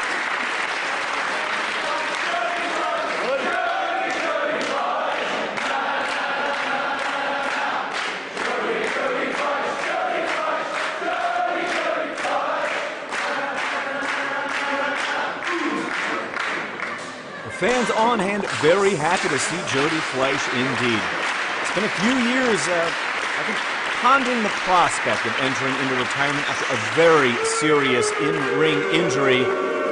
Everyone, regardless of which side of the curtain they're on, maybe with the exception of Ophidian, really happy to see Jody Fleisch back in the ring. Got him all hooked up, does Ophidian. Wow! Took him over with a tremendous suplex.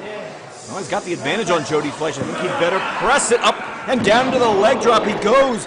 Drove the face of Fleisch right into the canvas. And look at Jody Fleisch quickly move toward the corner. He wanted to be near the ropes if a pinning combination was to follow a potential submission predicament. Well, the Whisper, Ophidian, slithering his way back across the ring, flying in with the double knees.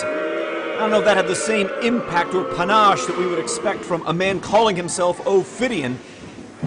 I don't know that's exactly a loving tribute. That's what the Whisper is committing here whatsoever. It is something dark and twisted. Donning the skin, stealing the moves of Ophidian. Jumping out with an elbow drop and maybe being rattled by this chorus from the members of the Chikara Army gathered up in Starworks. That's one way to get a wrestler off his game.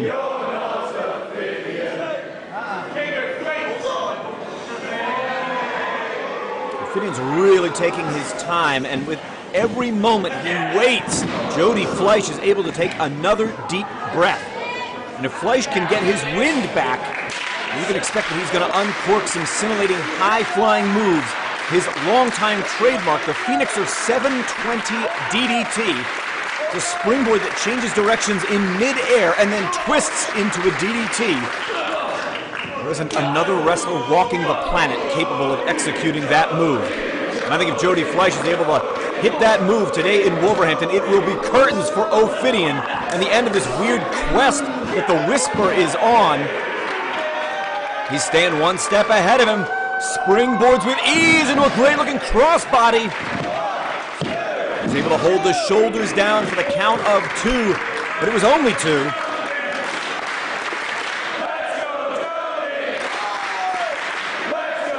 Ophidian slithering out of the ring, looking for a breather, and I don't know that Jody Fleisch will give him one. Off the ropes goes Fleisch, up and over. He landed just about on his feet. Recovered nicely, kept his balance. As Fleisch turns his attention back toward the ring. What is Ophidian up to? He's turning around, changing direction, swinging out with a head scissor. It just sent Fleisch right into the front row.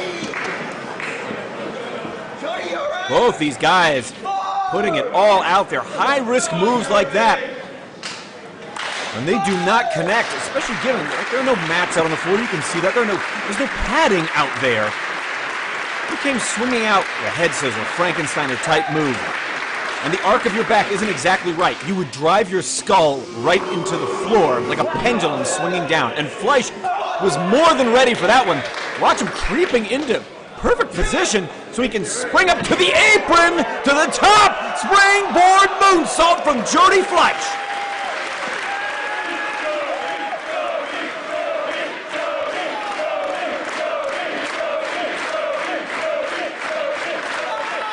What an impressive feat of agility, the likes of which I have never seen before. And Jody Fleisch pausing to enjoy some energy water infused with black currant. What more can a wrestler ask for on a warm September afternoon? Jody Fleisch flinging Ophidian back.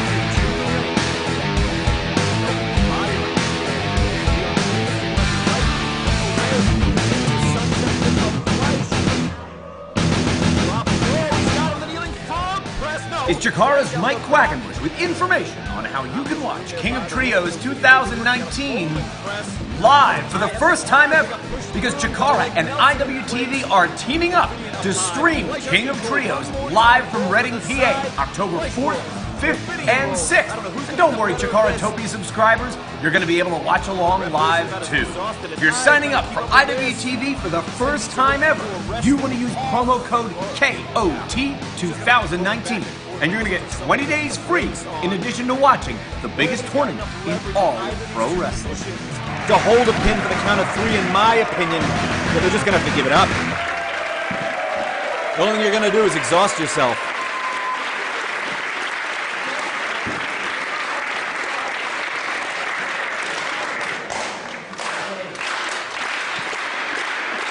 Fleisch able to shake off the dizzying effects. Small package.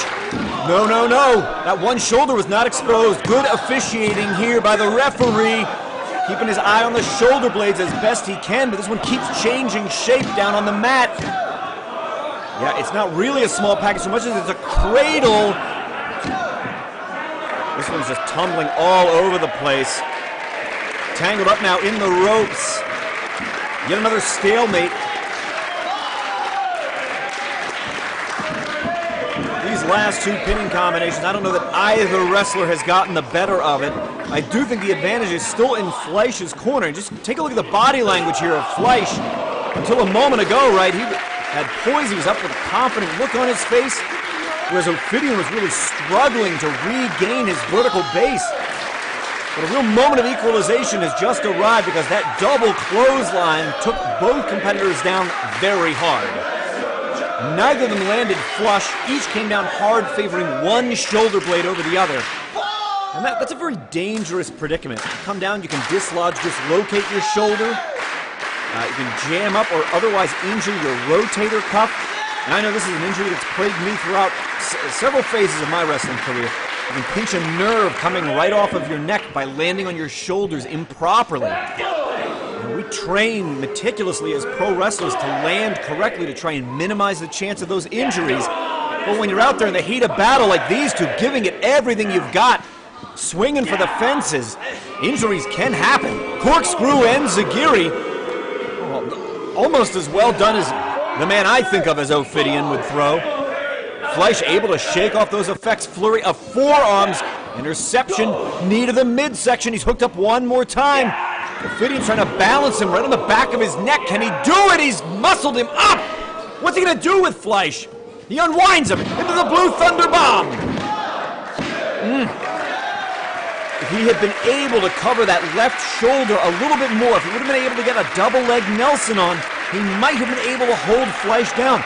But both guys have had so much taken out of them by this stage in the match. He couldn't make a more formidable pinning combination, and that's what allowed Fleisch's shoulder to come up.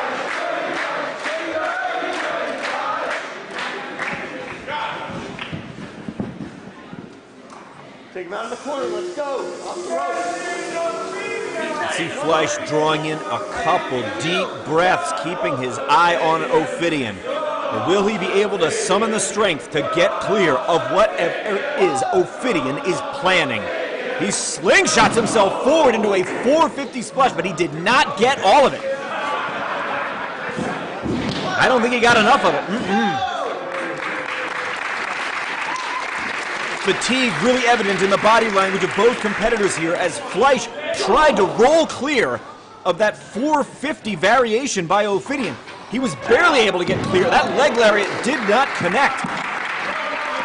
How much can Fleisch possibly have left? Quick as a cat, he's up on the top strand, regains his poise, lands on his feet. The shooting star didn't connect. Well, that one did. Running shooting star with a back press.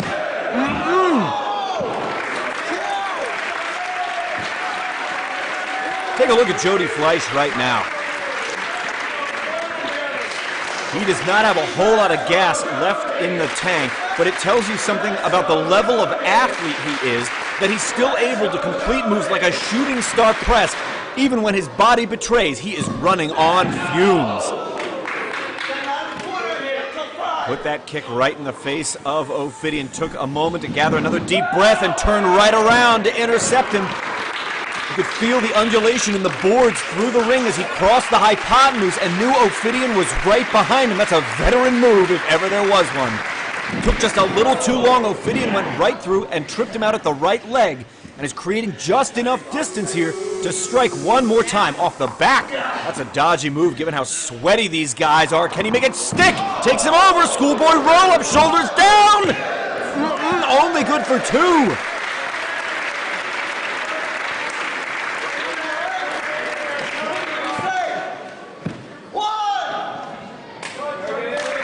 Neither guy showing major signs of life down on the mat. And that's when high-risk moves start getting crossed off the to-do list. And here's why. If you were to have a high-risk move, something from the top rope, a springboard, a dangerous dive, backfire, at this point in the match, you will not recover. You've spent too much trying to beat the other man already, and you're going to need to stick with something tried and true that you know always works in a pinch. And the real question is, what is that move going to be? Fleisch with a high kick. Maybe going to the well. Maybe wants his coup de grace. He got it. 720 DDT, but there was so much whip on that one. Ophidian went right out of the ring. And I don't know if Fleisch has another one of those left in him. As graceful, as agile as Jody Fleisch is, to be able to execute a second one of those and to be able to prevent all that momentum from carrying his opponent out of the ring, I don't know. Face first down into the ring apron went Fleisch, who just, oh! The side of his forehead just hit the metal ring post. And that is knockout territory, fans. Sometimes you will see when a wrestler is being propelled into the corner post like that, you realize what is about to happen to you, and you at least try and get up an open hand, a palm to defend, and Fleisch did not. Jody Fleisch, the side of his face and forehead just smacked the corner ring post. And that's knockout territory. Being struck in the temple, it takes as little as, I think, 15 pounds of pressure in the temple to knock someone out. And he hit way harder than that right now. Jody Fleisch, to me, looks to be completely unconscious and hopefully not any worse hurt than that. I think the 3 count really only a formality at this stage, and maybe we need to get some assistance down to the ring for Jody Fleisch. Yes, please. Who hopefully has not incurred a more serious injury than just being knocked out.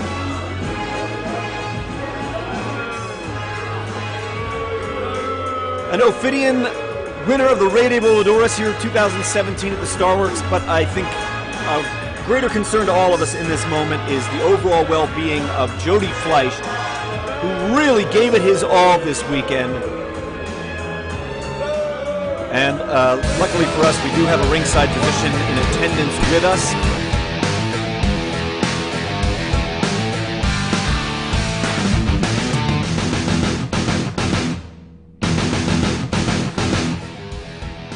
It's Chikara's Mike Quackenbush with information on how you can watch King of Trios 2019 live for the first time ever, because Chikara and IWTV are teaming up to stream King of Trios live from Reading, PA, October 4th, 5th, and 6th.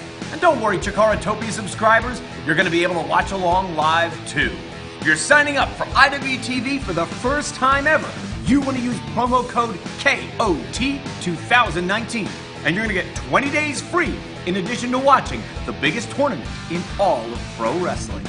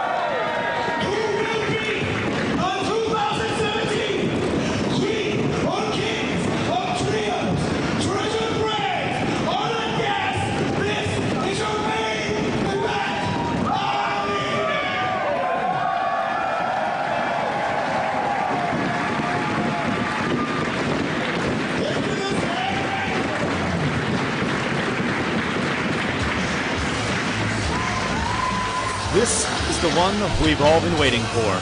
I'm your Director of Fun, Mike Quackenbush, at Commentation Station. It's my honor and privilege to call for you now the finals of King of Trios 2017.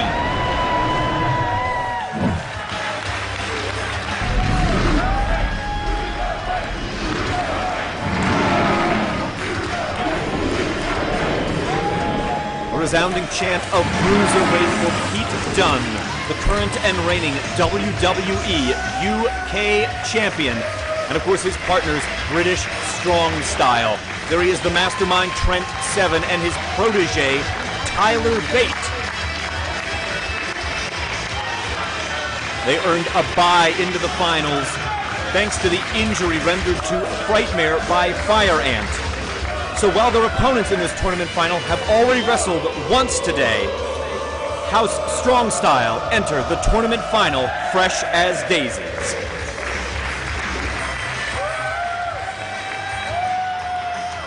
They look ready, don't they? And they'll have to be, because they're about to lock up with the Sendai Girls.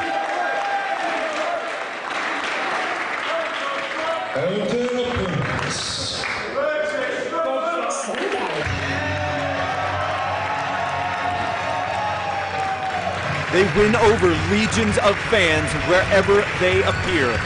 And that's because they wrestle with their hearts on their sleeves. I'm referring, of course, to the queens of trios, House Sendai Girls.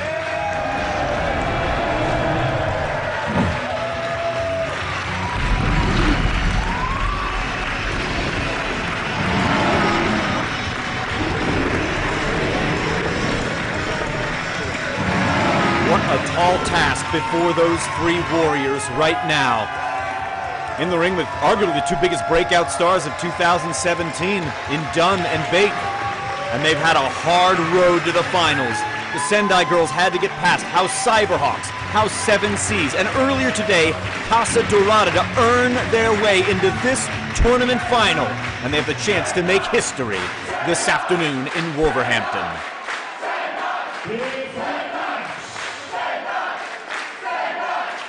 This whole match will decide the Kings of Trios. In the corner to my right, representing House Strong Style,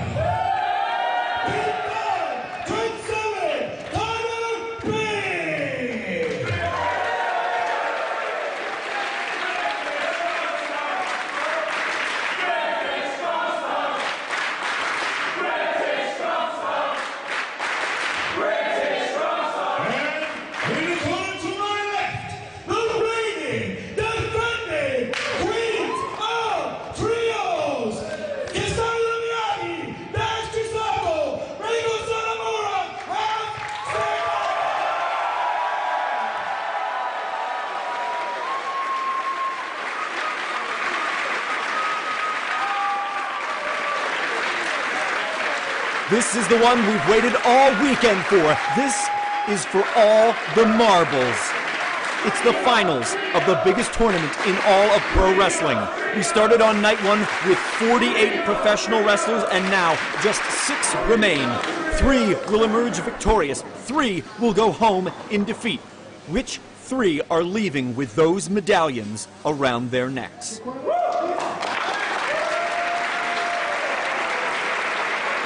Long stare here. Pete Dunne trying to intimidate Meiko Satomura. He is 7 inches taller and 54 pounds heavier than Satomura. See the smug smirk across his face as he enjoys needling Meiko Satomura. Yeah, Dunn's trying to antagonize Satomura. He's looking for any edge he can get, and he'll need it if he wants to lead his team past House Sendai Girls to the title of King of Trios this afternoon.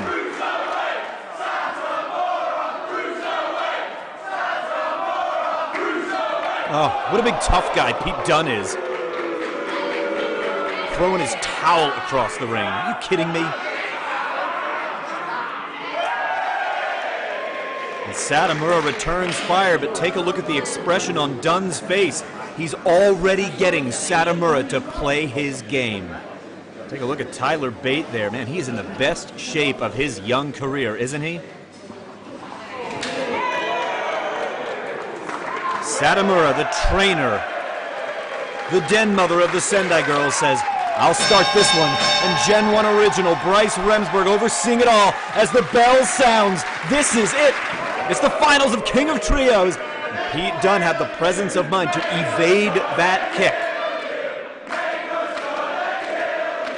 Dunne's had all day to think about his in-ring strategy for this. You're not afraid of a little girl, are you, Peter? That's no little girl. That's one of the most dangerous individuals to ever step foot in a wrestling ring. Don't believe me? Look at the BBC documentary Gaia Girls. From the figure 7, he's got a Kamagatame variation, does Pete Dunne, and Satomura's trying to turn it over to keep the pressure off. She wants to steal the ankle of Dunne. Satomura defending from underneath. Jujigatame to Dunne. It's a counter to Satomura. She's coming out the top. Oh, she's going to take that ankle down to the mat. She's hooked an Achilles tendon hold, fans. She is not content with the Achilles tendon. She's going to adjust. Looks like ankle lock. Yes! Satomura's got an ankle lock. Pete Dunne, in a world of pain, wastes no time reaching out to the bottom rope and forcing a break of that hold. Satomura getting the better of that exchange.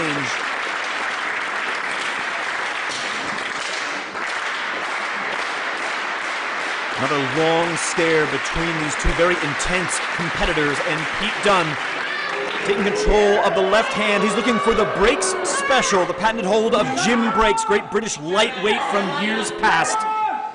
He's adjusted to a very simple wrist lock.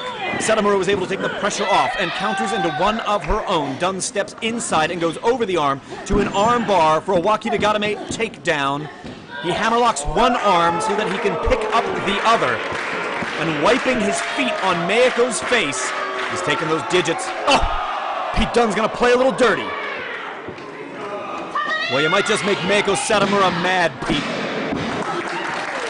And being in the ring with an angry Meiko Satomura is about the most unenviable place you could possibly be.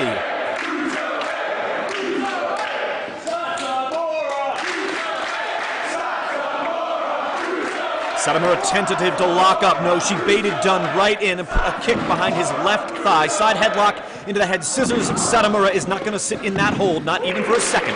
Pete Dunne quick to his feet. Another stalemate perhaps between these two. Look at that disingenuous grin on the face of Pete Dunne. Oh, Satomura knows exactly what's up. She's seen Pete Dunne do this before, and she's not going to fall for it now. And the crowd on hand are loving it. A bit of poetic justice delivered in the finals of King of Trios 2017.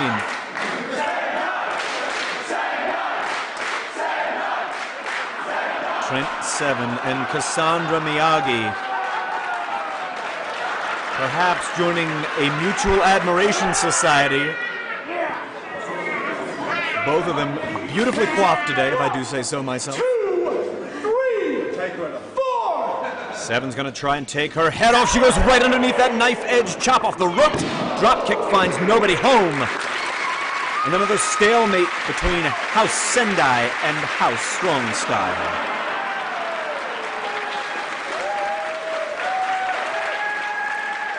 Neither competitor getting the better of that exchange.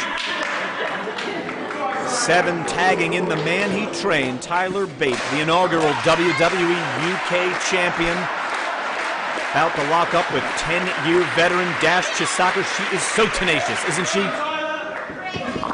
Off the rope she goes and collides with that left shoulder. I saw her icing that all morning long. Right through the opening goes Dash Chisako, quick to her feet, up and over. Tyler couldn't get the best of that. Can Dash get Tyler? No, he's out the back door, back to the side headlock. Side headlock take over. Head scissor. Dash is not going to linger in that. She came right out the back door. Tyler Bate and Dash Chisako, a look of mutual respect. Oh, come on! There's a reason Pete Dunne doesn't have many friends. And now, hooking up all the Sendai girls, it's triple pedigrees! How Strong Style dishing out the heavy-duty punishment to the Sendai girls.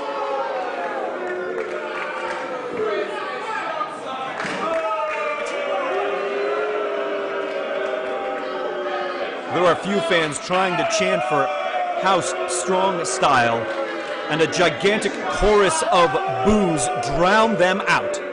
And now Pete Dunne dragging Dash Chisako around by the left arm.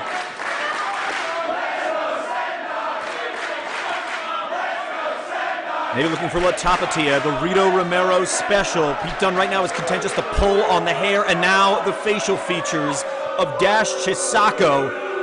Some rather reprehensible behavior from Pete Dunne, who is pulling on that severely injured left arm of Dash Chisako before jamming both of her kneecaps down into the mat. The Sendai girls have had to endure quite a bit to make it here to the tournament final. They came into night 3 of King of Trios hurting. Oh, Pete Dunne, give me a break.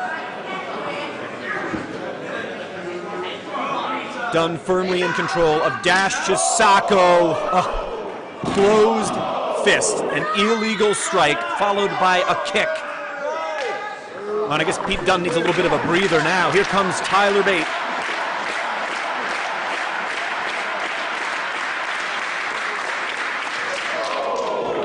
Rock solid forearm from Tyler Bate and a kick from the outside of that piece of garbage, Pete Dunne.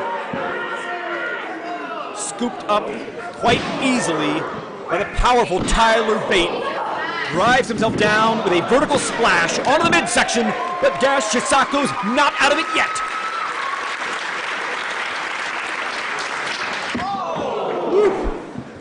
Spinning face cut from Tyler Bate went right across the facial features of Dash Chisako.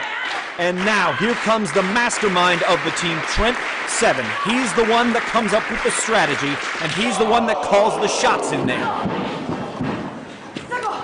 Trent Seven wants to make certain Dash Chisako is kept out of the Sendai corner. A little too close for comfort there. An arm and legger as Seven setting up Tyler Bate. Keep your eyes on British Strong Style. Terrific tandem rolling senton. Tyler Bate did a great job trying to pull the weight up onto the plane of the shoulder blades, but Dash Chisako can't be counted out.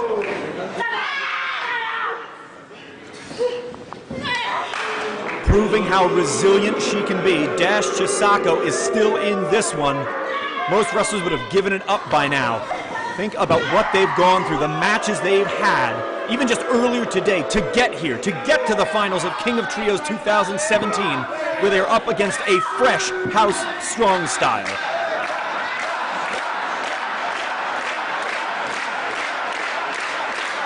I have followed Dash Chisako's career for years, and I have never seen her take this kind of punishment. And I'm afraid this might be all. For the cover, Pete Dunne's got Dash Chisako, and Meiko Satomura has seen about enough. Having a tough time keeping her temper in check, watching as her trainee is being tormented by House Strong Style, by Pete Dunne. Now just stomping away in the corner. Dash has got nowhere to go. She's a sitting duck. He's so proud of himself, isn't he? Pete Dunne stalks his prey, and Dash Chisako is just barely hanging on. She desperately needs a tag. An agonized expression on the face of Dash as she reaches out for her corner, for her partner, Cassandra, for her trainer, Meiko. And Dunne casts a disparaging eye toward the corner of the Sendai girls, and Dash, just barely within tagging distance, has her hand kicked away by the WWE UK champion, the Bruiserweight, Pete Dunne, who ascends to the middle turnbuckle and then thought better of it. Dash was a little too close to her corner for his comfort. Oh, you heard the contact of his forearm on the face of Dash.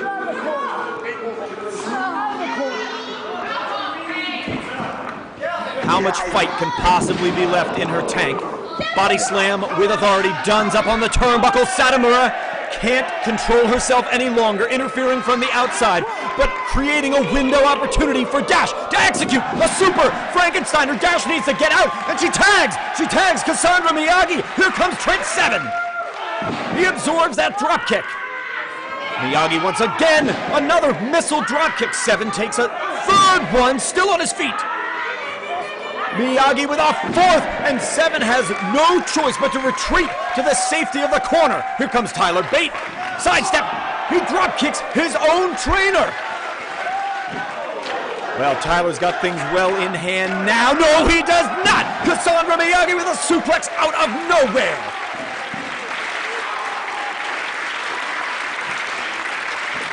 Six tremendous athletes leaving it all on stage. Only one team can emerge victorious. Oh, dueling headbutts from British Strong Style. That's not enough to stop Cassandra Miyagi. Clash of heads, and one headbutt for each of them. The ever unorthodox Cassandra Miyagi heading to the top rope, maybe thinking about that missile drop kick of hers. Oh, she won't get a chance. Knife edge chop from Trent Seven has stopped her dead in her tracks. Heading up top, no Miyagi's sliding out from underneath. Huge power bomb in the center of the ring.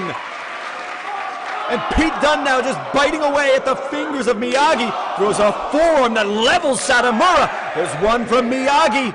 Huge back fist from Seven. Dash Chisako answers. Capo kick from Bate. And Meiko Satomura, axe kick! She's not done yet. She is stalking her prey. Basement dropkick finds the mark.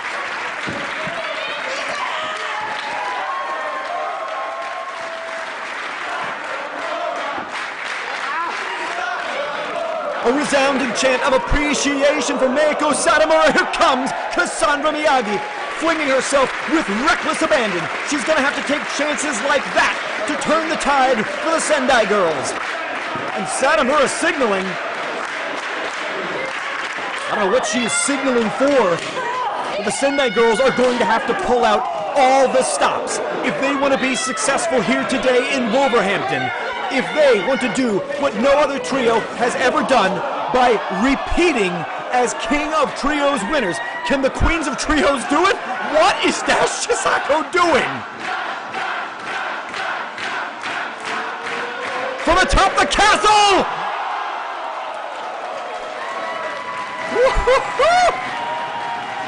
It's pandemonium here at the Star Works!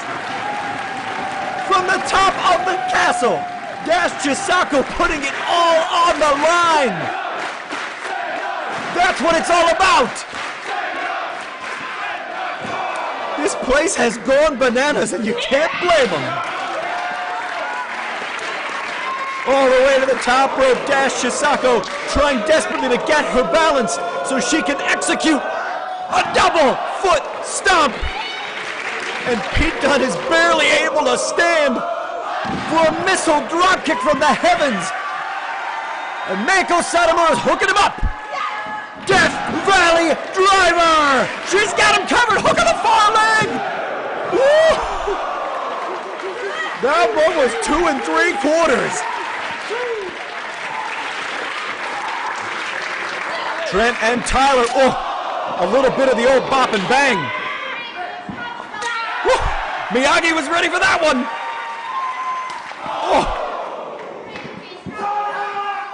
Pile driver combination, this is one of their favorites. Look at the strength of Tyler Bate. It's Tyler Driver 97. But Cassandra Miyagi's still in the match. And what a match it is. Trent Seven trying to get Tyler Bate back on the game plan. The mastermind calling the shots. And now absorbing the shots. Meiko Satomura with kick after kick from the right, from the left. Peppering the chest of British strong style. You can hear the sound of the contact. Each and every kick like that Pele kick is making. Look at Tyler reverse direction. He swings with a clothesline. Another Pele kick. Satomura with adrenaline coursing through her body. Death Valley Drivers. Tyler onto Trent, but here comes Pete Dunne with the... No!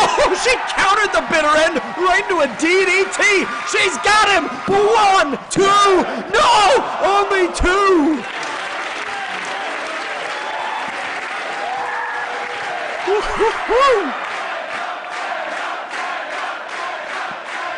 A deafening chant of Sendai off every wall here at the Star Works as Pete Dunne hooks her up for the bitter end. Oh, no, not like this. He's got Satomura covered. Woo! Pete Dunne can't believe it.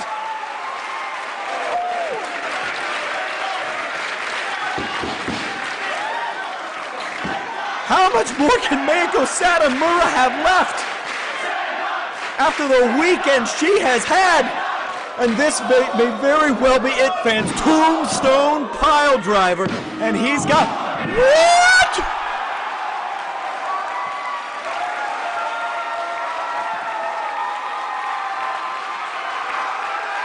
Meiko Satomura is feeling it. So is Pete Dunne, feeling the shining axe kick right on the forehead. Oh, British strong style to the rescue, and at the last possible second, a split second away from crowning Kings of Trios.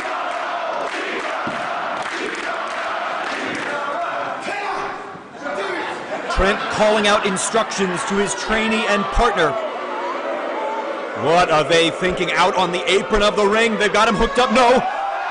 Reversal out there and dash. Woo! Suplex on the apron. And look what's in the center of the ring, fans. This is how it all began. Woo! Dunne tried to deflect. He tried to defend. He brought up that left forearm. It wasn't enough.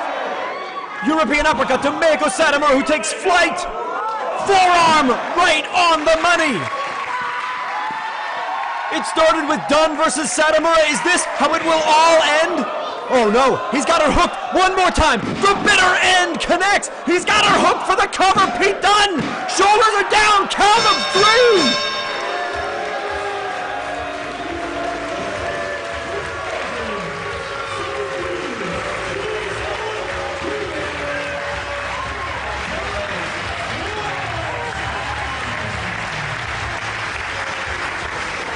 History has been made here in Wolverhampton, England this afternoon. A King of Trios final for the ages.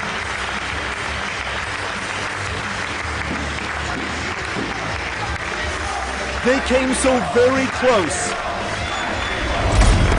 How